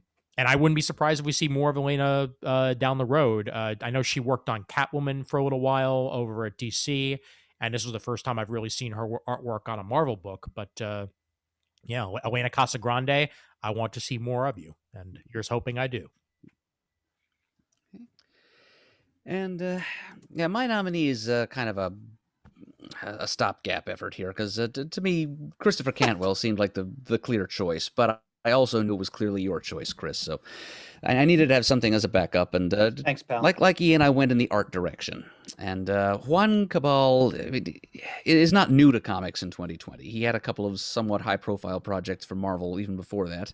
Like there was a run on Friendly Neighborhood Spider-Man. I think there were a couple of Wolverine projects. I'm not sure I can even say for sure that he's breaking through anywhere with the relatively few issues of Guardians of the Galaxy he put together, but he really showed what he could do in those few issues, enough to really make me take notice, because he did some kind of mind-bending panel and page layouts for some of the stuff that he was doing, and the way he drew figures, it kind of made me think that I was witnessing the second coming of Kevin Maguire, which Wow. Shane would be happy to hear if he were with us. But so that little glimpse of his talents, as he got to, along with Al Ewing, got to take off for the stars in Guardians of the Galaxy. It's, if nothing else, it broke through my obliviousness of his work, and it's ensured that the next time I see his name, that's Juan with two N's, by the way, Juann, I'll be going out of my way to pick up whatever series in which it appears. And I decided to give him my nomination in this particular category. So hope we see a little bit more of him. And I don't know why he only did those few issues of Guardians and was then replaced. I hope it wasn't anything that he did wrong. But in any event, he's impressed me, and I'll be looking for his work in the future. Absolutely. Yeah. I mean, anybody leaving a book early this year, I don't know anything, because that could have been COVID related, it could have been delays, it could have been any number of things, so who knows. That's a very good point. Yep. As for the listeners, they had a clear winner here, and that was N.K. Jemisin, who is the writer of DC's Far Sector. All right. Okay. Another book getting a lot of nudges up from the listeners. And failing that, it would have come to a 4 or 5 way tie between a variety of creators, including Christopher Cantwell, of course, Derek Landy, Riley Rossmo, Ram V or 5, and Gene Wen Yang. Yeah, you know what? I'm kind of glad it didn't go to Gene Lin Yang, because Gene Lin Yang isn't breaking through in 2020. Gene Lin Yang has broken through. Yeah, I think that is safe to say. Yeah. Yeah. But he had a couple of high-profile things this year, between the Terrifics and Superman Smashes the Klan and Dragon Hoops. Yep. But yeah, so he put in some good work, but you're right, he's arrived. Yes. So you're the nominees in your final category of the night, Breakthrough Talent of 2020, will be Christopher Cantwell, Elena Casagrande, Juan Cabal, and N.K. Jemisin. Terrific. Well, Murd, as always, as we wind this up, thanks and kudos to you for helming this. I mean, you do a wonderful job every year. I know it takes some time to organize everything, administer it, and it's. I find this year the most satisfying one. Yeah, just the diversity of selection. It just shows how strong comics are right now when it comes to what's out there. So, yes. High praise, my friend. Art blossoms in adversity, my friend. Has indeed been. a rewarding year, and it's my pleasure to go through this every year because I thank you. every bit as much enjoyment out of it as you guys do. Oh yeah, no, reading has been a good distraction, especially over the last couple of months. And comic books are always what I go to be that distraction, and it's been a very good year for that. Amen. Yep, heck yeah. Mm-hmm. All righty. So I think that's pretty much it. Murd, I will save it for another day because it's already at 3 hours, so that's fine. Yep, I get a reprieve. Exactly. So you can go. We'll go ahead and put that. Murd, do we want to tell people when they should expect the winners? Well, we'll be posting the completed ballots, well, the final roster or slate nominees, I should say, at the comicforums.vanillacommunity.com and also at our CGS supergroup on Facebook very soon after you hear this. And you folks will then have a couple of weeks after that in order to, we'll provide you specific dates and times and all that at that. But yeah, you'll have about 2 weeks to submit your final ballots and vote in all these categories, or as many as possible, for whichever nominee in each category you think best deserves the final and ultimately non-existent award from Comic Geeks. So just stay tuned. Yep, and we'll more than likely that'll more than likely be a combo episode, as it tends to be. We'll probably throw in some comic talk and what have you on that episode itself. Oh yeah, it's always awards plus after party because it doesn't take nearly as long to just tell you who won. Exactly. As it does to justify all the different nominations. Yep.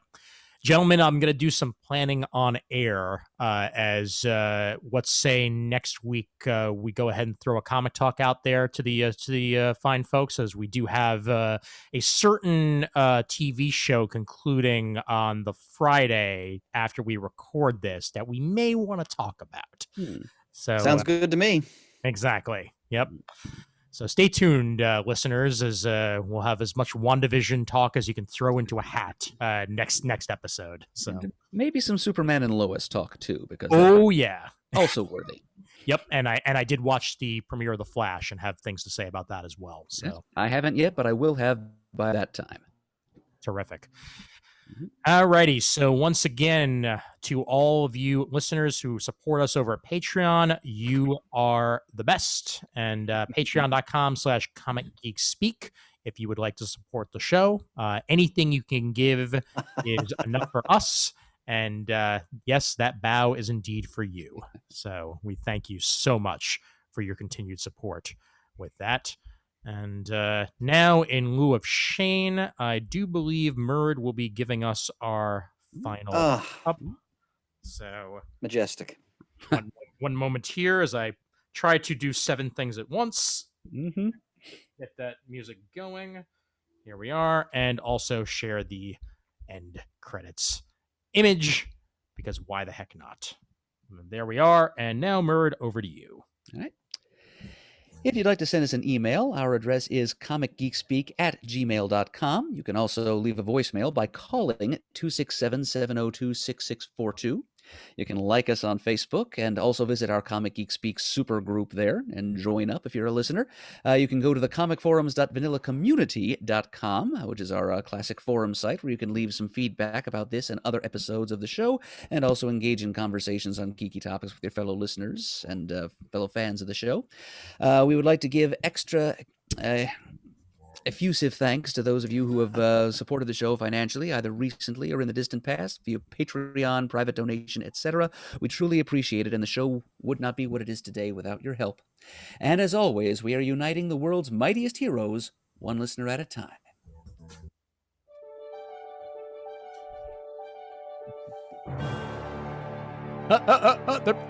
Oh no, they're playing us off. Ah! Oh, I want to thank my agent and my parents. I love you guys. I forgot to thank my wife, Crab.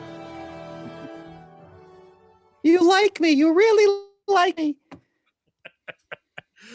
Well done, gentlemen. Well done. Perfect topper, Chris.